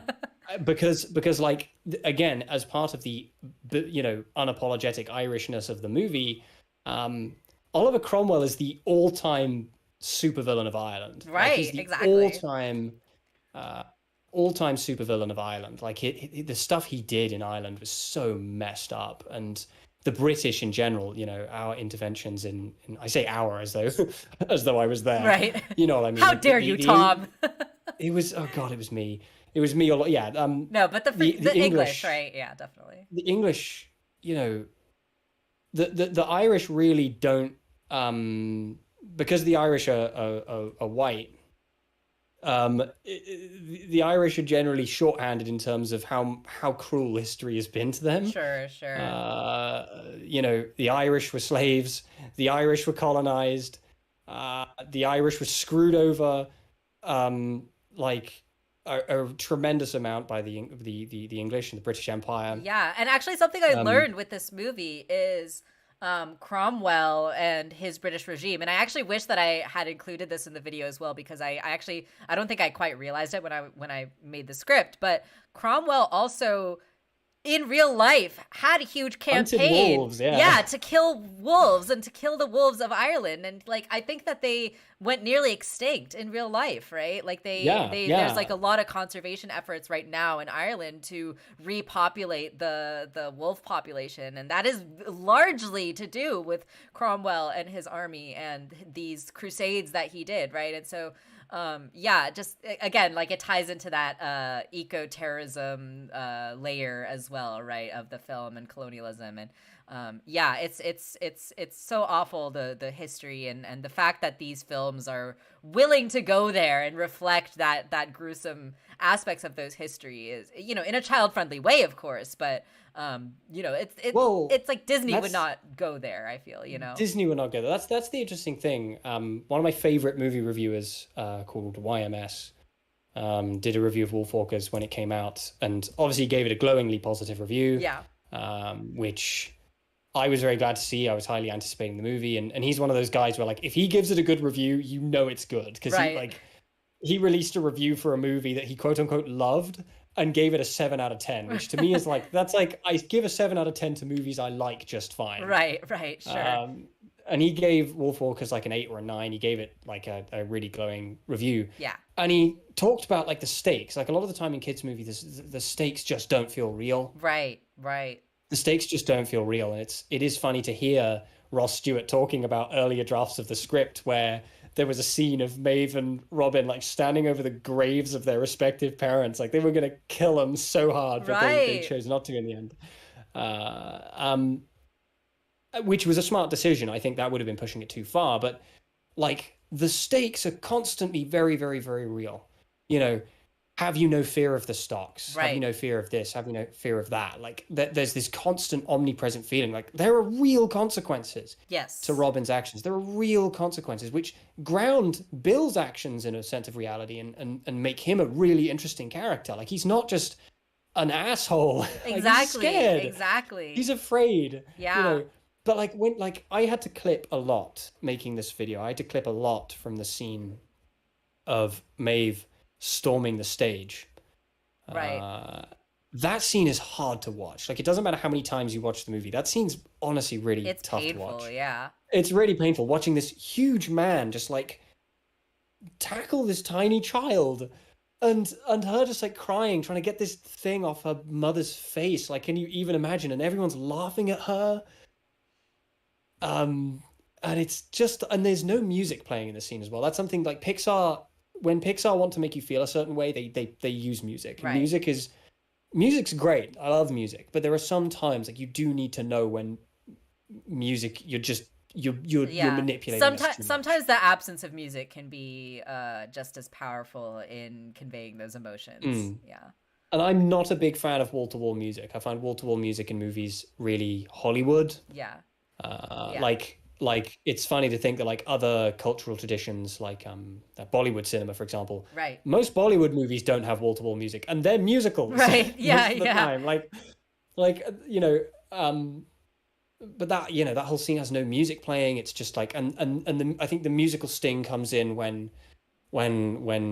you've got the intercut montage of Robin walking away in tears and Bill rearing the arrow in the crossbow, and you get that just incredible moment of her taking the cowl off and the hair just like breaking the frame, and like it's just one of those movies where every single tiny detail in Yes. every single scene just like flows perfectly. Yes. And like every frame is so intentional. Every little moment has like all these layers of meaning, and like we're still discovering more as we continue to rewatch this movie too. Like as Tom was editing it, he noticed like there's that shot in the scullery of the two old ladies working on the left and right and Robin in the middle, and then it transitions over to like these three shots of Robin working, and like her Yeah. head has replaced the two old ladies, and like how we noticed that and was like, oh my gosh, that kind of like He's becoming them. illustrating this idea of Robin turning into these like old ladies and becoming stuck in this place, right, until she is old. And like, yeah, there's so many little layers of meaning in the visuals, in the score, in the dialogue, in these like story beats, and this film is so intricately and densely woven together.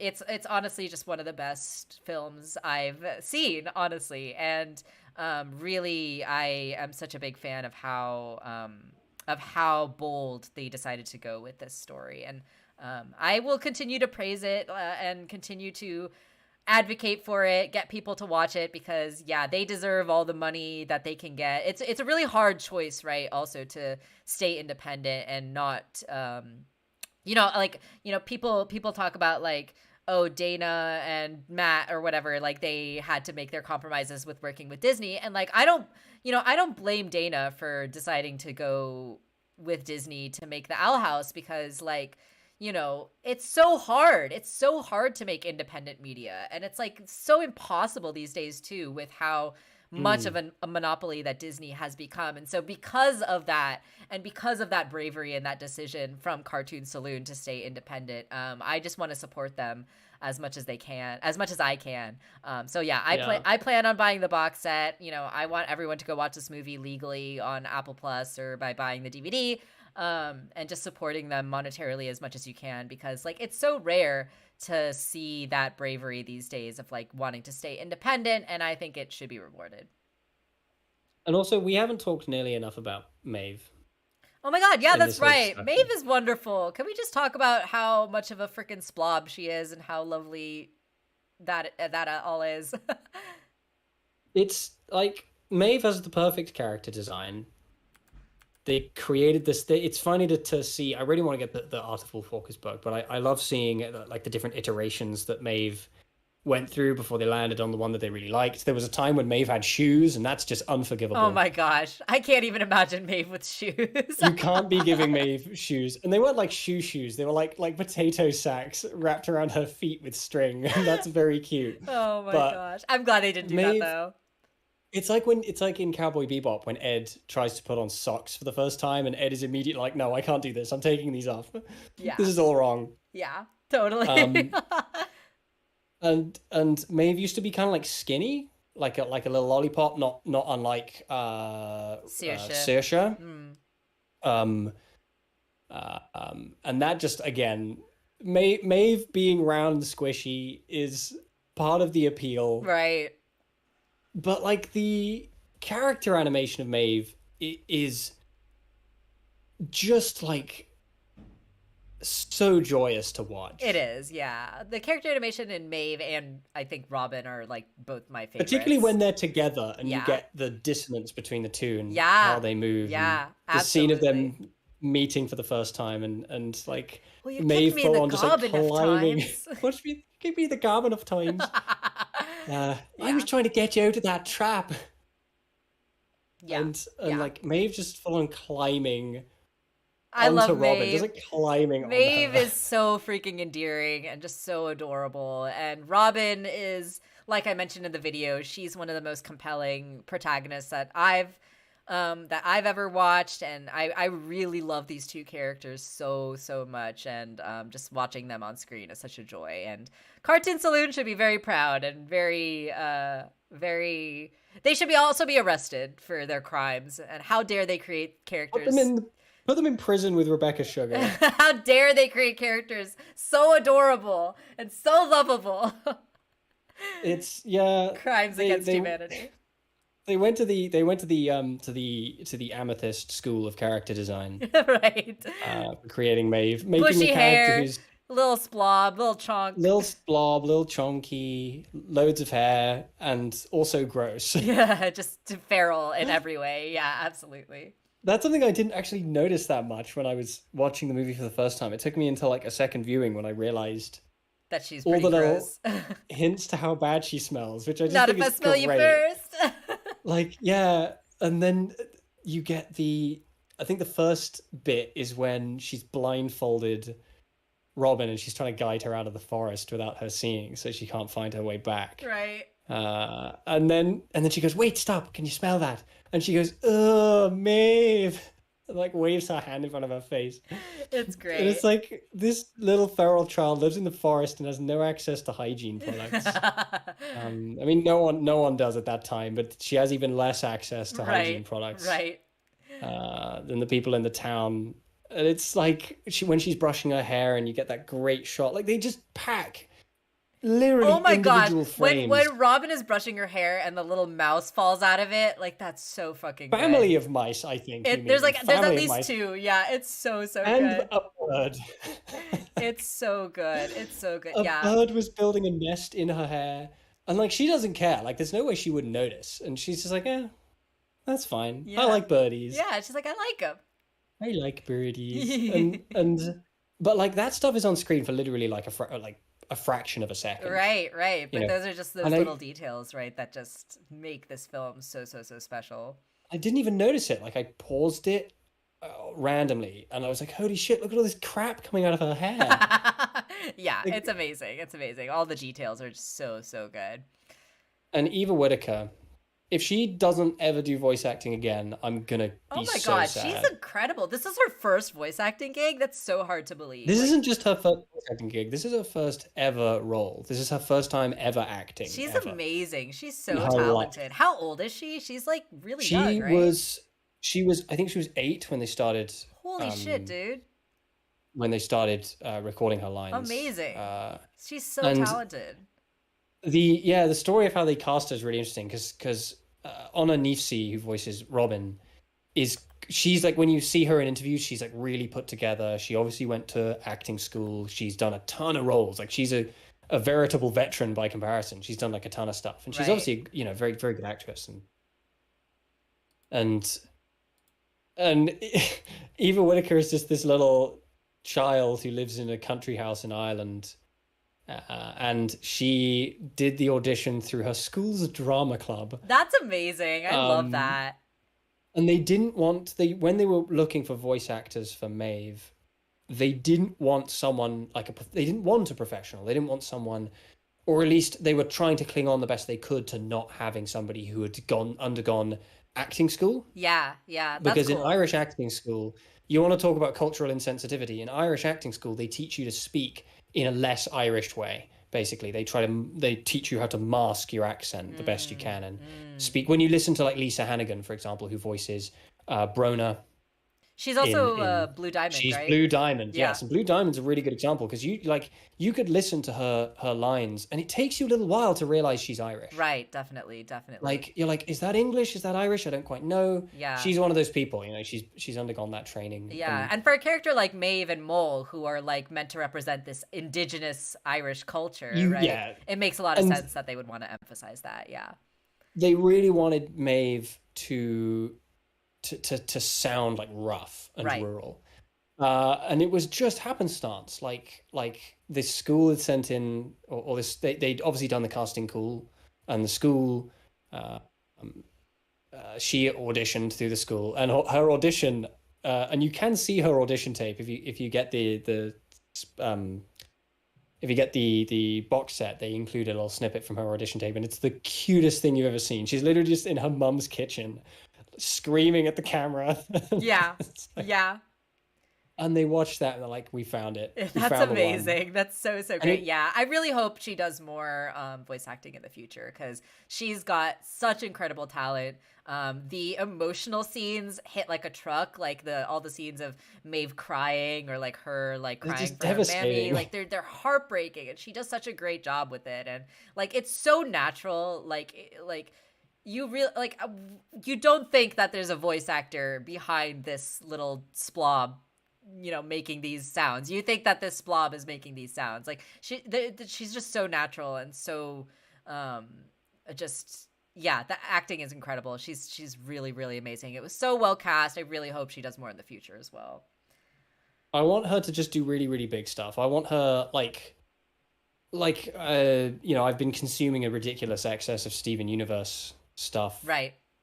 Zach Callison's great. He's obviously a very talented singer. He's a very, very talented voice actor. Yeah. And it's interesting. He obviously did a lot of learning, I think, on the role because Yeah. that role was his for how long? Years. 5 years, 6 years. Yeah.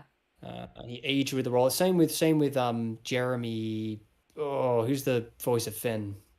Oh yeah. Jeremy Shada. Jeremy Shada. Yeah, yeah, yeah. Yeah. These voice actors who grow up with the roles, and he totally owns that role. I think he's great. Hearing like his performance in Steven Universe Future as well, like when he's just having a breakdown at the end, is so guttural and Yeah. gut wrenching. He's Incredible. really, really, really good. Eva Whittaker could act circles around him when he was at her age. I Yeah. genuinely think that. Yeah. Like she Yeah, could act sure. circles around most child voice actors I her think age. so. I think so. And I I definitely think think so. she deserves. I want to see her have that. Like Zach Callison did Steven Universe. He won a ton of awards. He got to do all this stuff. Totally deserve it. Like this is not me comparing Oh them. Like yeah. he didn't deserve. He totally deserved it. He's great. No one could own that character better. I would love to see that same process with Eva Whittaker. I want to see. I do want to see her go on and do like a big Cartoon Network show or do a big Yeah. I think she would be Disney amazing. show and just be great. I'd love to see that. I want to hear that little splob voice.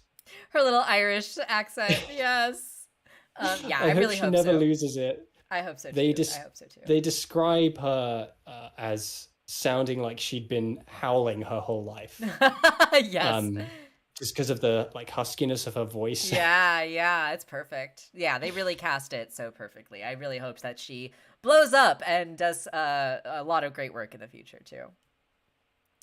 Cool. Well, was there anything else that we wanted to say about the video or the movie or anything else about Cartoon Saloon or Wolfwalkers or any of that before we try to some cues that we got here? I feel like I've just spent the last however long gushing over this movie. It's funny to think that I watched this movie in total like upwards of 20 times in the process of making the video. And I'm still not tired of it. Yeah. You know, I said this in the video and I'm saying it again now. If you let us, we will talk about this movie for hours. Like, I even feel like this might not even be the last that we talk about this movie. Like, if we do another stream, like, just dedicated to the movie, like, I feel like we could talk about it for hours. So, you know, who knows? That might happen again in the future. Knows? But, yeah, we really, really love this movie to bits. We think it's amazing. You know, we worked so hard on this script. Like I said, like, writing the script also took months. Like I said, we started it in February, and I don't think I finished writing the script until like the end of April. Like, it took me months to write the script, and then from April to now is how long it took to edit the video. So we both worked really, really hard on this, and I'm, like I said, I'm so grateful for all the positive reception on it so far. I would love it if more people watch the video. I hope freaking Kevin Johnson watches the video. He replied to my tweet. I tweeted at Kevin Johnson, who wrote the article that inspired me to make this video, and he said, like, "Oh yeah, I'll watch it when I get the chance." And he's like, "I'm glad that the article inspired you." And I was like, "Dude, I need you to watch this video and to share it because I worked so hard on this."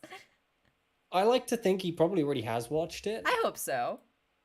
It's such a shame because Tom Moore was on a sabbatical for a couple of years. Him and Ross Stewart went on a sabbatical for a couple of years after making the movie, and I published my Wolfwalkers video,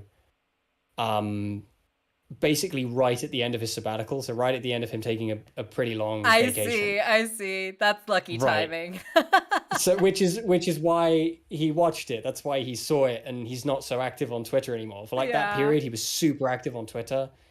And then like literally, I think it was like a week before we finished the video. Yeah. He came back to Ireland to begin working again. It's like, damn it. Yeah. If Tom Moore and if the Wolfwalkers crew end up watching this video, like I'm not gonna tweet it at them. I'm not as insistent on them like watching the video or whatever. Like, if they want to watch it, if they find it, great. I love it. Wonderful. That'll make me really happy. But I really just want freaking Kevin Johnson to watch it. Hey, if I ever go, I mean, Kilkenny is a small place. If I ever go on holiday to Kilkenny, it's a ferry away. There we go. You might bump into him and be like, "Hey, by the way, have you watched this video? Watch this video." It's only a quick 38 minutes. But yeah, no, I'm so grateful to you, Tom, for all the work and editing that you did into this. This was really a labor of love for both of us because we both love this movie so much, and we both love talking about this movie. And oh my God, wait, one more thing before we move on to the Q&A. Yes, we didn't even talk about Exiled with the Wolves. Oh my God, yeah, yo, the mashup that Tom made. Did you guys know that Tom made that mashup at the beginning of the video? The little Running with the Wolves, and what's the other song that you used? Surviving Exile, yeah. From Pyre. It's such he made that mashup, y'all. He edited that. He made that with his freaking brain. I don't even know how he did it. I asked him, "How did you do it?" And he said, "I'm a wizard." And I was like, "Yes, I believe you that you're a wizard." It's so cool. Just like I was really struggling to find music for the video. I was really, really struggling because trying to find music that tonally fits with the tone of what you're saying, but also the tone of the nature of the film is hard work. And I was already struggling to find music for my video. And I didn't want to just be... I repurposed a couple of tracks, but I didn't just want the music to be wholesale exactly the same as the stuff I was using. Right. And I found a very cute guitarist called Dr. Turtle who I used... I just think that's a great name. I used some of his music. But like the main thing was the one thing I really wanted, like with my Wolfwalkers video, was for the credits music at the beginning of the video to be really, really distinct. Because that's the stuff that, like, if they make it to those credits and you can really pull them in with those credits, they might just watch the whole thing, especially when it's a long video like that. Right. You know? And I was really, really struggling. Like, I was like, do I use, like, a choral recording of Dulaman, which they sing in Song of the Sea? I was like, no, because that's too similar to what I did in my video. And I was just, like, listening to Surviving Exile because we were talking about Pyre. Right. And then I realized, like, holy shit, this isn't exactly the same key. Yeah, yeah. This isn't the same key as Running with the Wolves. And It's if I so mash them cool. together, I might just get away with Content ID not noticing. It's so Um, cool. It's so cool. Yeah. and we did it. The Content ID did notice. We got to Yeah. use Fuck you, content ID. we got to almost use Running with the Wolves, but it was cool because it meant I got to use I got to do that like opening few shots of the video that are timed. Yeah. Yeah. I was really really pleased. I will stop gushing in right after I just clear this up. No, But I was no, really really seriously, pleased. y'all. Tom put so much work and thought and care into this video. That mashup at the beginning is one of my favorite things just ever. Like, he sent me the MP3 of that too, and sometimes I just listen to it. Like, it's just so catchy and so cool. And I did But actually. I wanted to edit it in like not just like in time with the music, but I wanted to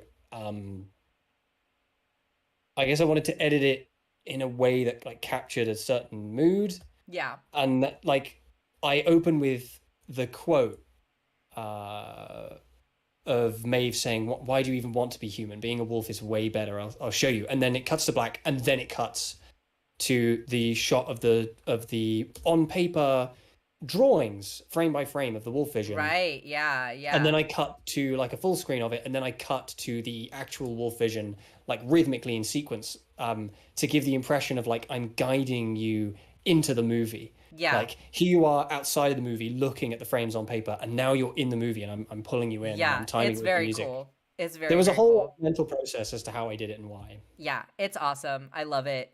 It's seriously incredible.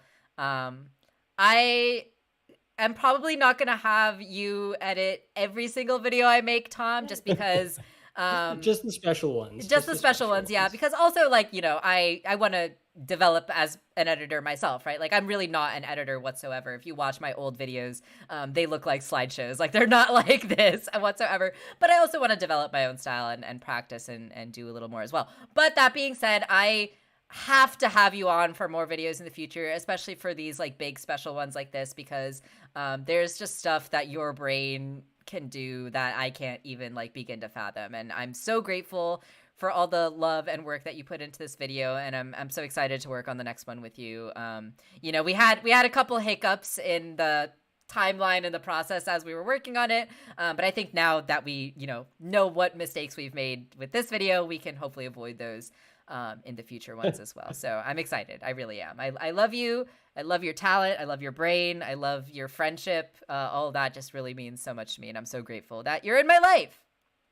The difficult thing is like, where do we even go from here after making this video? Because this is like the best thing either of us have ever made. I feel like the next big special one that I want to do with you might be Steven Universe. Yeah, because I'm on a real Steven Universe binge. Yeah. Yeah. Speaking of which, I've got a very special. I was gonna upload it today, but I've been fiddling with the audio, and I need to stop fiddling with the audio because I'm obsessing over it at this point. But I've been working on a very special multimedia project, Steven Universe related. Yeah. Which I will be uploading to my channel very soon, probably next Sunday. Cool. Yeah, you showed me a couple of previews of that, and I'm really excited for that too. But that actually transitions really nicely into the Q&A, because we got a few questions about like kind of what's up next and things like that too. So that actually might be a good one to start with.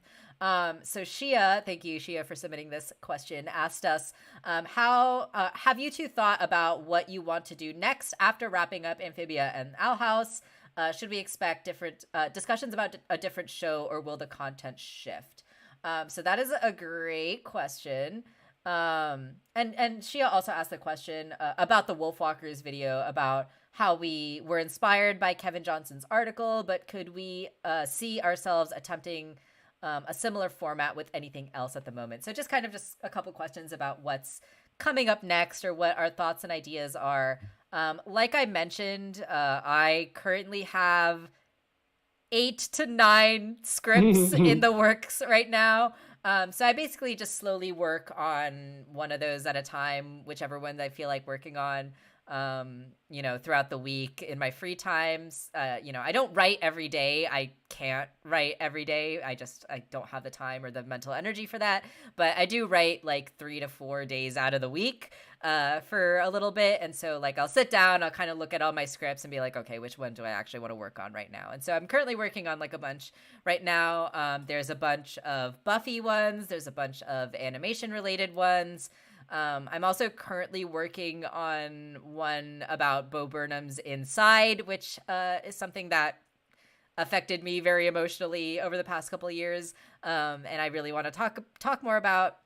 And I'm also thinking of like playing around with my formatting a little bit too. Like I'm thinking, especially for like these live action shows and movies and stuff, that I might actually do like sitting down in front of a camera and talking instead of like having a clip over a voiceover, because I just feel like that would be a little bit less work to edit. But I want to play around with that a little bit too, so you can expect a little bit more experimentation to come in at least for my content in the near future. And we do also want to do more discussion streams. We'll be doing discussion streams for Owl House when the Owl House comes back with the season 3 specials. Exactly how that's going to go will depend on how the episodes are airing. And I think we mentioned before previously too, right? Like there are discussion streams that we would love to do for other shows and in different formats and stuff too. Like we really want to talk about Steven Universe.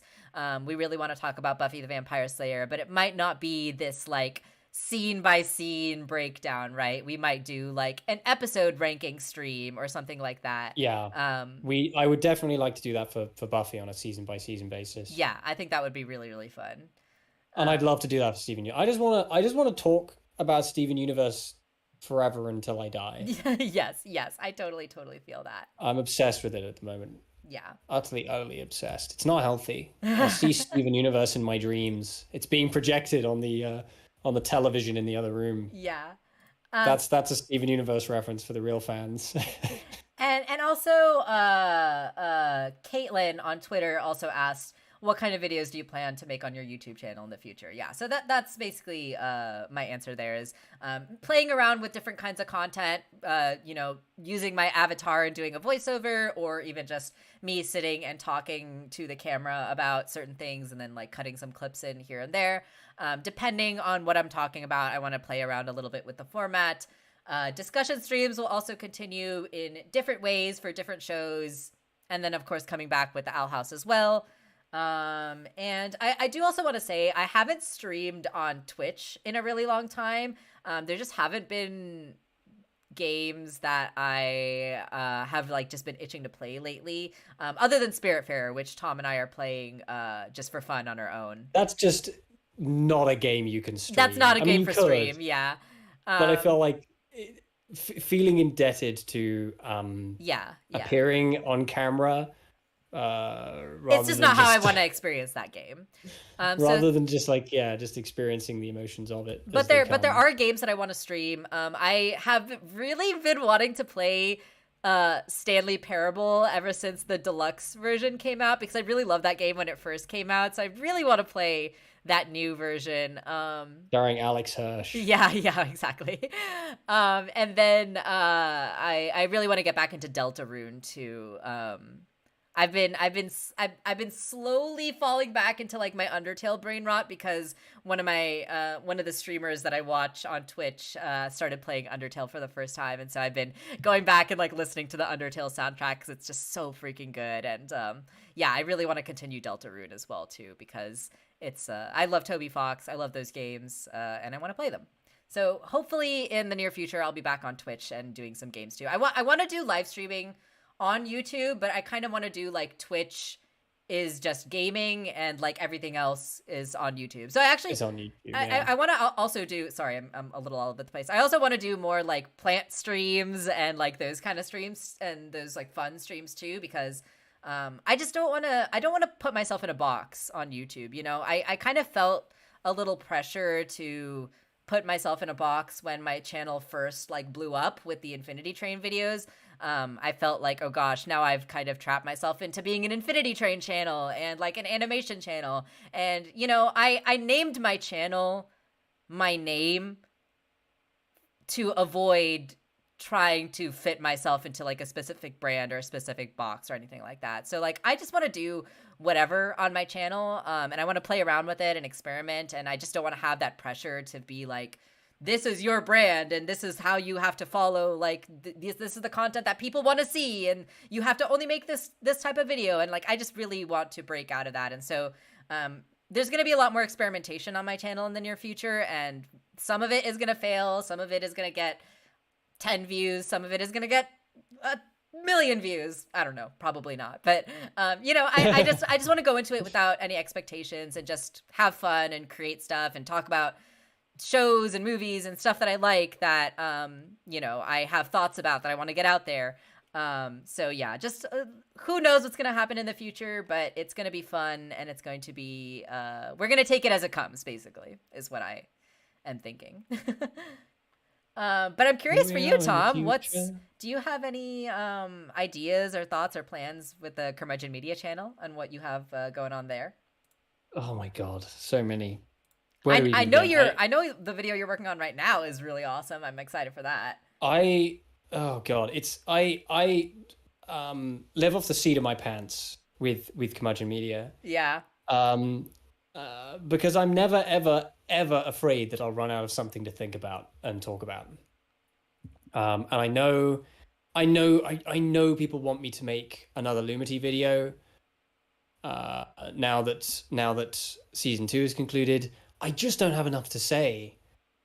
So that's probably not in the cards. If people were hoping for like a Lumity video, maybe when the show is done, and maybe like, what am I going to say? Like, what am I going to say? Am I going to sit there for 15 minutes and talk about how healthy they are? Like, right, they're healthy. If you've watched the show, you know they're healthy. Right. You know, I made the first Lumity video because I felt like I needed to, because I felt like I had a lot of things to say about a popular argument that I thought was bullshit, frankly.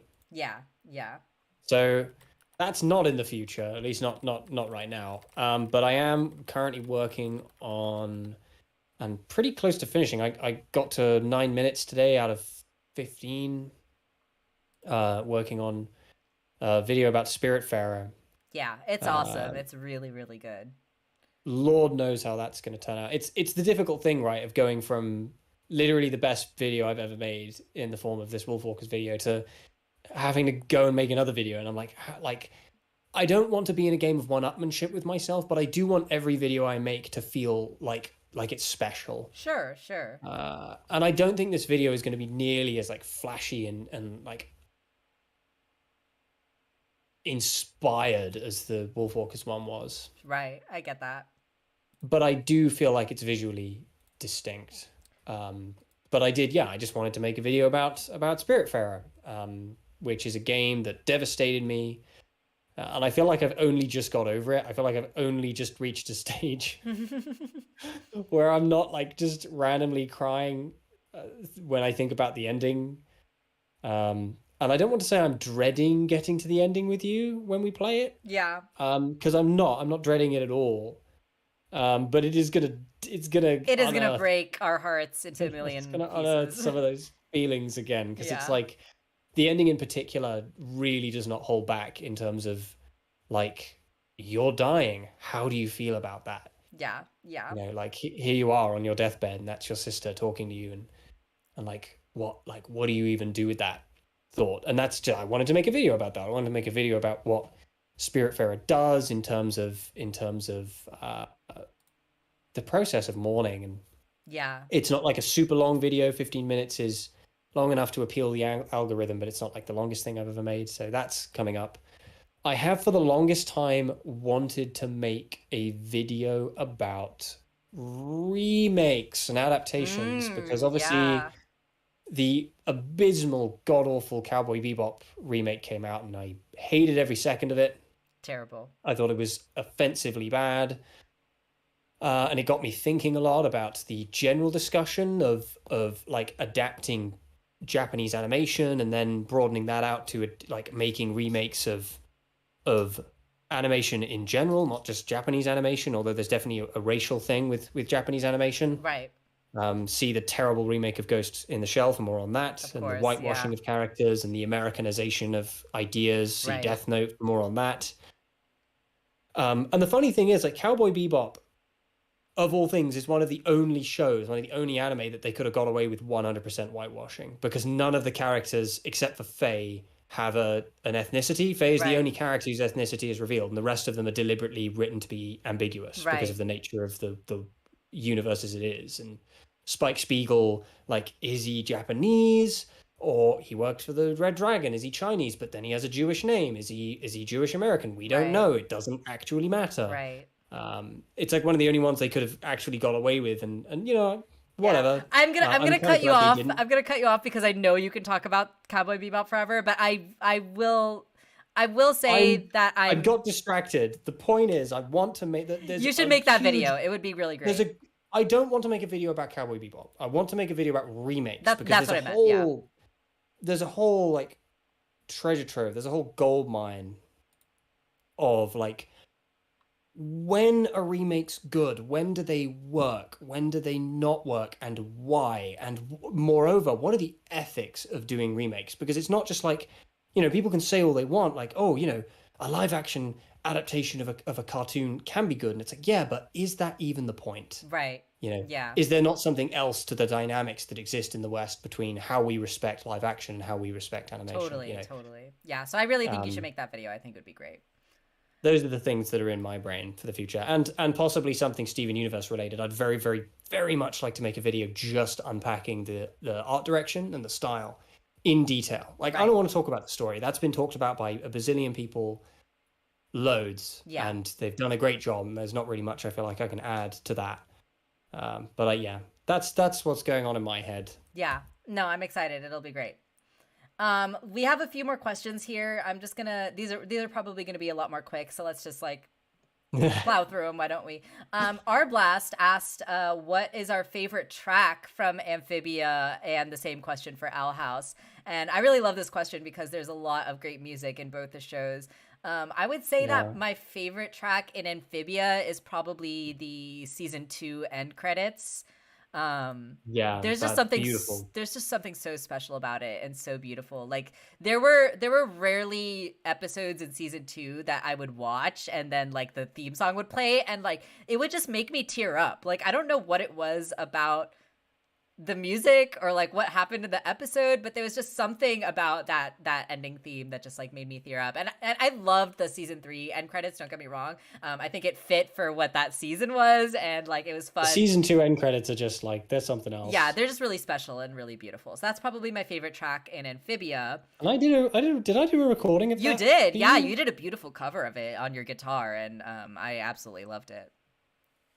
And then for Owl House, that's tricky. I think the new episode, the epic theme that plays, the kind of remix of the Owl House theme song that plays at the end when the collector is like going all chaotic. I really dig that theme. I thought it was really, really awesome. And I'm kind of blanking right now on what some other Owl House themes are. There's a lot of great there's a lot of house music. there's a lot of really good ones. Yeah, the opening theme is amazing too. Didn't it just like win an award for something? Like, and just it's really weird as well. It's a really weird opening theme. Yeah, I Really love just like the strange percussion, harmonies. like the that kind of comes on in the background. Like it's so cool. It's so fun. I really enjoy the main theme as well. How about you? What are your favorite tracks?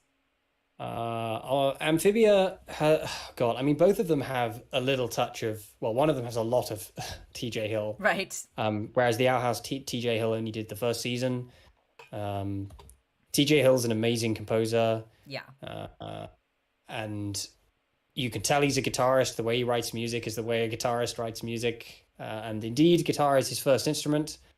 And that shows all over Amphibia, which is very like country blues soundtrack.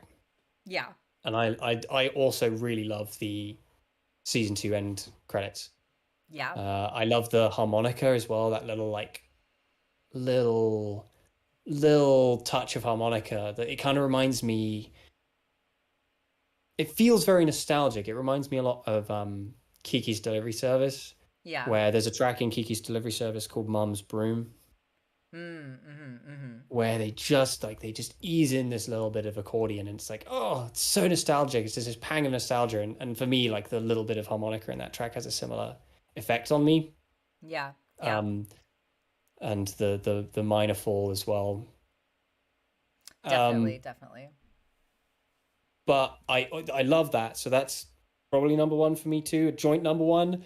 I just loved that ending epic battle, no big deal remix. Yeah, that one's really awesome too. That was so anime. It was so fucking It was cool with awesome. like the horn section. That was great. Yeah. So those I'm gonna say those are my joint favorites.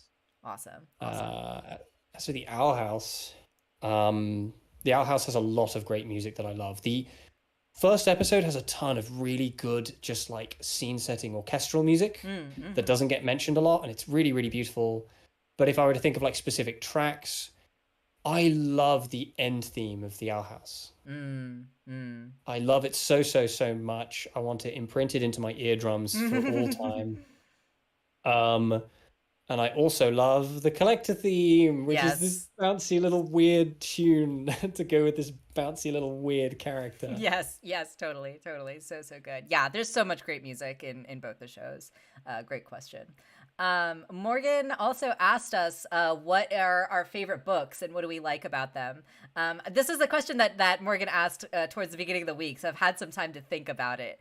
And I would say, you know, I don't read as much as I used to. I used to read a lot more when I was like in high school and in college. But I have read a handful of books since then that I've enjoyed. I mostly listen to audiobooks actually these days 'cause it's a little bit easier for me. But if I were to choose what my favorites are right now, I've really enjoyed Hank Green's duology. The two books are an absolutely remarkable thing and a beautifully foolish endeavor. And they are about the internet and social media and what they are doing to us, both on an individual level and a societal level. And I just think that they are really fun. They're really great. The plot is really great. The characters are really relatable. They're kind of like likable and dislikable in like very grounded ways. And I just found it to be really relatable. And as someone who makes stuff for the internet, there's a lot in there that that was very compelling to me personally. So if you haven't read them yet or listened to the audiobooks, I highly recommend them. I'm also like just really bad at like reading books. Like sometimes I'll like start a book and then I'll like put it down. So I am like kind of reading Watchmen right now, just because I know it's Tom's like favorite comic of all time. So of course I It's have my to read favorite it. piece of narrative media of all time. It's like, Exactly. in terms So of just the art of storytelling, yeah. Watchmen is the greatest, and nothing else even comes close. So I'm reading Nothing. that right now too, but I have not made it very far because reading is difficult for my brain sometimes. And it's you can't audiobook I either. can't audiobook Watchmen, so I just have to find the time. So yeah. How And about you, Tom? Do you have yeah. any favorite books? I really, oh God, this is a tough question. I used to read a lot and I don't read so much anymore. University tends to kill reading for you Yeah. because you just get so used to reading for study, and then reading becomes only study, and then reading stops being something that you can really do for entertainment. But if I were to turn the clock back to when I used to read, when I enjoyed it, I'm this people are gonna either love me or hate me for this. I'm a really big Steinbeck fan. I think Steinbeck I love was one of Steinbeck. the Yeah. all-time American greats. He People take Steinbeck for granted because a lot of people study Steinbeck in school, and so they develop a hate relationship with Steinbeck purely based on the fact they have to study Steinbeck, and they yeah, it's just spite. Like they're not actually doing the text, the due diligence of engaging with it emotionally. I've never been that kind of person who just hates something because I have to study it. Right. And I did have to study Of Mice and Men, and I was like little 13-year-old me was gut wrenched by that book. Yeah. I hear you. Devastating, utterly devastating. You know, the ending. Like people love to make jokes. I don't know why people do. I don't know if it's a thing where people are ableist and willing to laugh at the misfortune of a disabled man, um, and the tragedy of the fact that American capitalism didn't account for people like him, and like he literally couldn't have survived, and so they do that tragic mercy killing, and people love to laugh at that. I don't know why. I've always found it really insensitive when people laugh at him just giving him this last vision of his dream before Yeah. he kills him. It's devastating to me. Like I remember reading that and just sobbing, like weeping convulsively all through that whole last bit of the book. Um, so yeah, big fan of Steinbeck. I love Dracula. Yes, Dracula's great. And for a less well-known one, this is just a recommendation. I'm not going to talk any details because I think people should just experience it. David Peace's Red Riding Quartet, the greatest crime novels of all time. They're so good and so interesting. Nice. And they're borderline biographical, borderline. Oh, nice. Cool. But yeah, people should read those. They're fantastic. Cool. Awesome. Awesome. And then one last question that Shia asked me in the Discord thread. What kind of shows or games are you two checking out in your free time?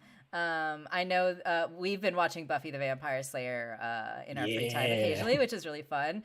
And then we do also sometimes play Spelunky just for fun, both on stream and both just for fun.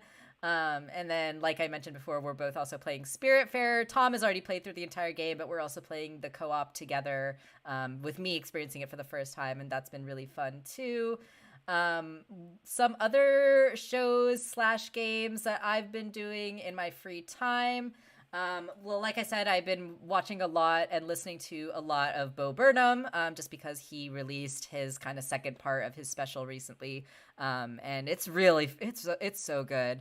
And I really want to make a video talking about it. I just don't know how, because there's just so much to talk about. So I have to sit and think about how I'm going to talk about this. But yeah, I've been really enjoying Bo Burnham a lot lately. I've actually been listening to a lot of music lately, which is not something that I usually do. Usually I'm more of like a podcast person, but there's been a lot of oh my god, you discovered Nirvana for the first time. I discovered Nirvana for the first time, and I've been really into their album and just listening to their music. And yeah, obviously they're an older band, and so like kind of just going through their older stuff and kind of catching up on the genius that is Nirvana. So I'm listening to a lot of Nirvana. One of my favorite songwriters, Jenny Owen Youngs, who also does one of my favorite Buffy podcasts. She recently also released a new EP this past weekend, and it's 4 songs that are based all on different video games, and they're so good. They're so good. I'm so obsessed with them. I absolutely love her music so much, and so I've been listening to a lot of her tracks, and a lot of her both her Buffy songs, and then now her new EP are just so good. So I've been listening to a lot of her. My friend Offbeat Kiki, who also has a YouTube channel, they just released a album of covers that they did. Like, they've been doing covers on YouTube for years now, and they just decided like, hey, I'm gonna officially release like an album of my covers. And so I've been listening to a lot of their covers too, because they're so talented. They have an incredible singing voice, and they did a lot of songs on that I'm already a fan of. So listening to their covers too has been a lot of fun, and I highly encourage you to support their channel. They're just such a lovely person, and incredibly smart and talented, and check them out. They're great. Offbeat Kiki. And then also last night, I made the mistake of deciding that I am going to start watching a new show, thinking that I wasn't going to have too many thoughts about it, and that I was just going to watch it for fun and like not tell anyone that I watched it, and not make any videos about it, and not commented on it at all. But I have unfortunately watched the first 2 episodes, and I have a lot of thoughts about it. And so I watched the first 2 episodes of the new Netflix show First Kill, which is their new lesbian vampire teen drama. And I have a lot of thoughts about it. It's not bad, but like the first two episodes, I feel like it has a lot of potential, and I'm intrigued to know how the next few episodes are gonna go. But it's not bad, and I'm very I'm into it. So That's valid. Yeah. That's valid. So I'm looking forward to finishing that season and maybe having some thoughts on that too. What are you doing, Tom? What have you been watching or reading or listening to or playing in your free time? Playing. I just finished the Steven Universe, the first PC available Steven Universe game. Yeah, Save the Light. which is great, and I loved it. I was thoroughly besotted with it. It's so sweet. It's really like I understand Unleash the Light was made for mobile. I think the only one they made with PC in mind was Save the Light. Right. Although they did port Unleash the Light to PC. Thank Yeah. goodness for that. Yeah. But like I I just feel like this game we probably didn't get a second PC game simply because that game just didn't make enough money. Yeah, it just didn't perform as well It as they just were didn't perform hoping. well, which is just like tragic to me because it's actually really Yeah, good. it's actually really such a shame because there are so many like video game like licensed, IP video games that get released that they don't put like a lot of effort Soulless, into, yeah. right? Because they know like, oh, the IP is gonna get it to sell, right? But with Steven Universe, I feel like maybe some They actually people tried. yeah, like maybe some people bought it just because it was Steven Universe, but they actually made a genuinely really good game too. Like if you're a fan of the Paper Mario Paper games, Mario they especially, are yeah. very heavily inspired by like the battle system and the way that the Paper Mario games are set up. And so I love the Paper Mario games. Paper Mario: The Thousand Year Door was my all-time favorite video game until 2015 when Undertale came out. Like it was literally my favorite video. It's probably my second favorite video game of all time. Like it's really, really special and really amazing. And Steven Universe, the games, they really heavily draw from that battle system and are inspired by that style of game. So I really, really love them. They're so special and so fun and so good. And They're fun. They're actually fun. They're not boring. It's like yeah.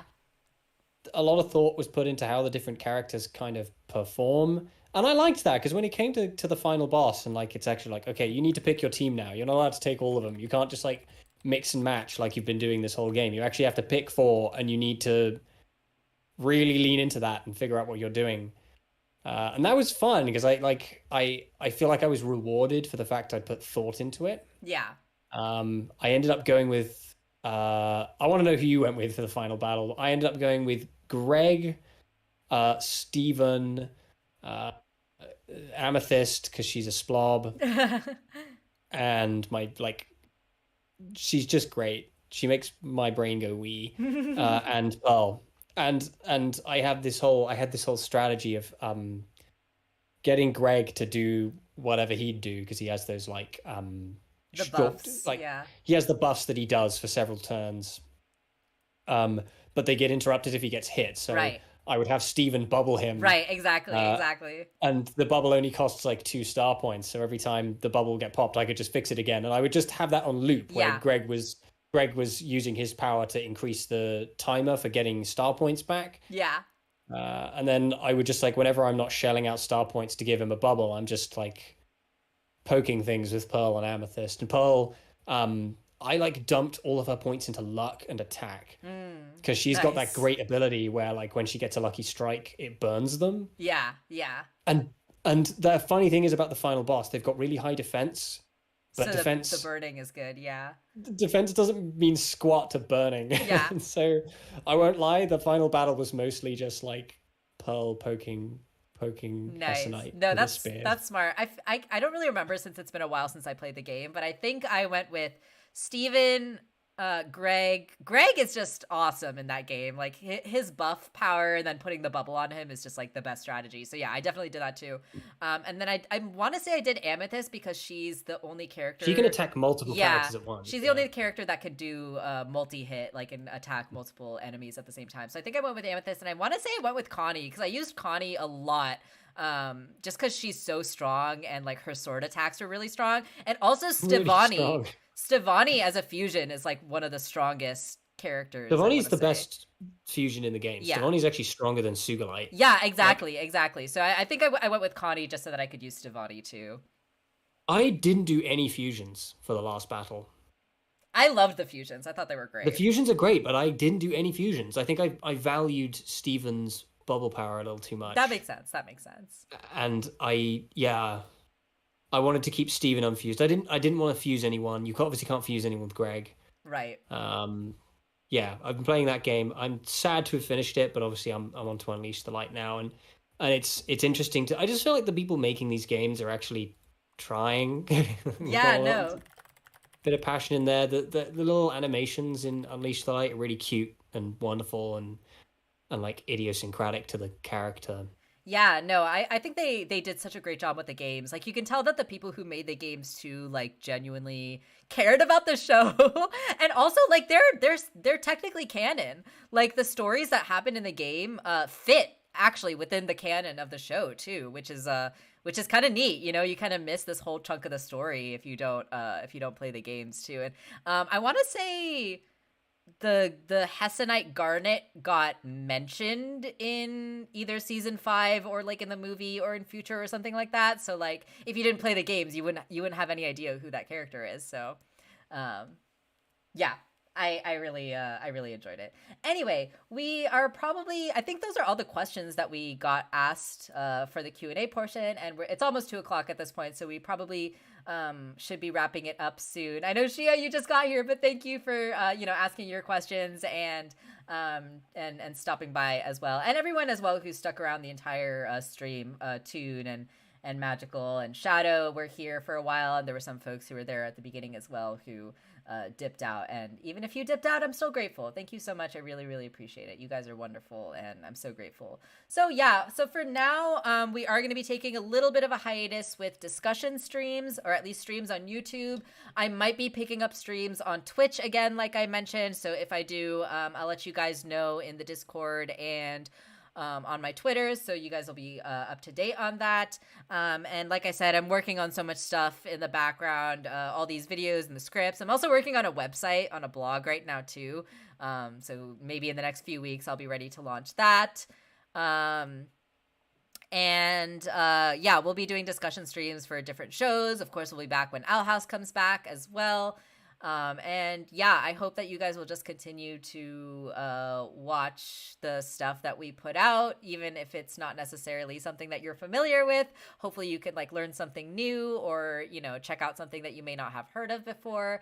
And yeah, I really am just so grateful for, like, there's 4 concurrent viewers right now on the stream, and some people might look at that and say like, wow, that's such a low number, that's like barely anything or barely anyone. But as someone who has been doing this for a while and who has often streamed to 0 people, I'm really grateful even for just the folks who stop by and just tune in for a little bit and then dip out. Like even those little bits really mean a lot to me. So yeah, I think that's pretty much all I have to say for now. Thank you so much again for all the love on the video, and for hanging out for the streams and everything like that as well. And yeah, thank you all so much, Shadow, Magical Tune, Shia. Yeah, smash that like button, subscribe, all that good stuff. Thank you so much. Really, really appreciate it, and I'm so grateful. Tom, do you have any parting words you'd like to say? I don't think I have any parting words. I feel like I've talked an excessive amount for the last 3 hours. We both did.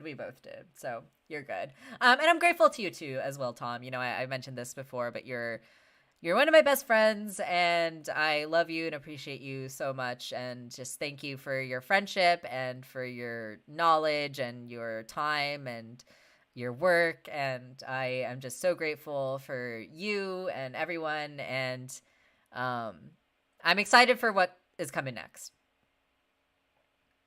Me too. All right, it's gonna everyone. be great. It is great. It is gonna be great. And we'll get through it together, even when it's not great. So yeah. All right. Thank you all so much, everyone. Hope you all have a wonderful rest of your weekend.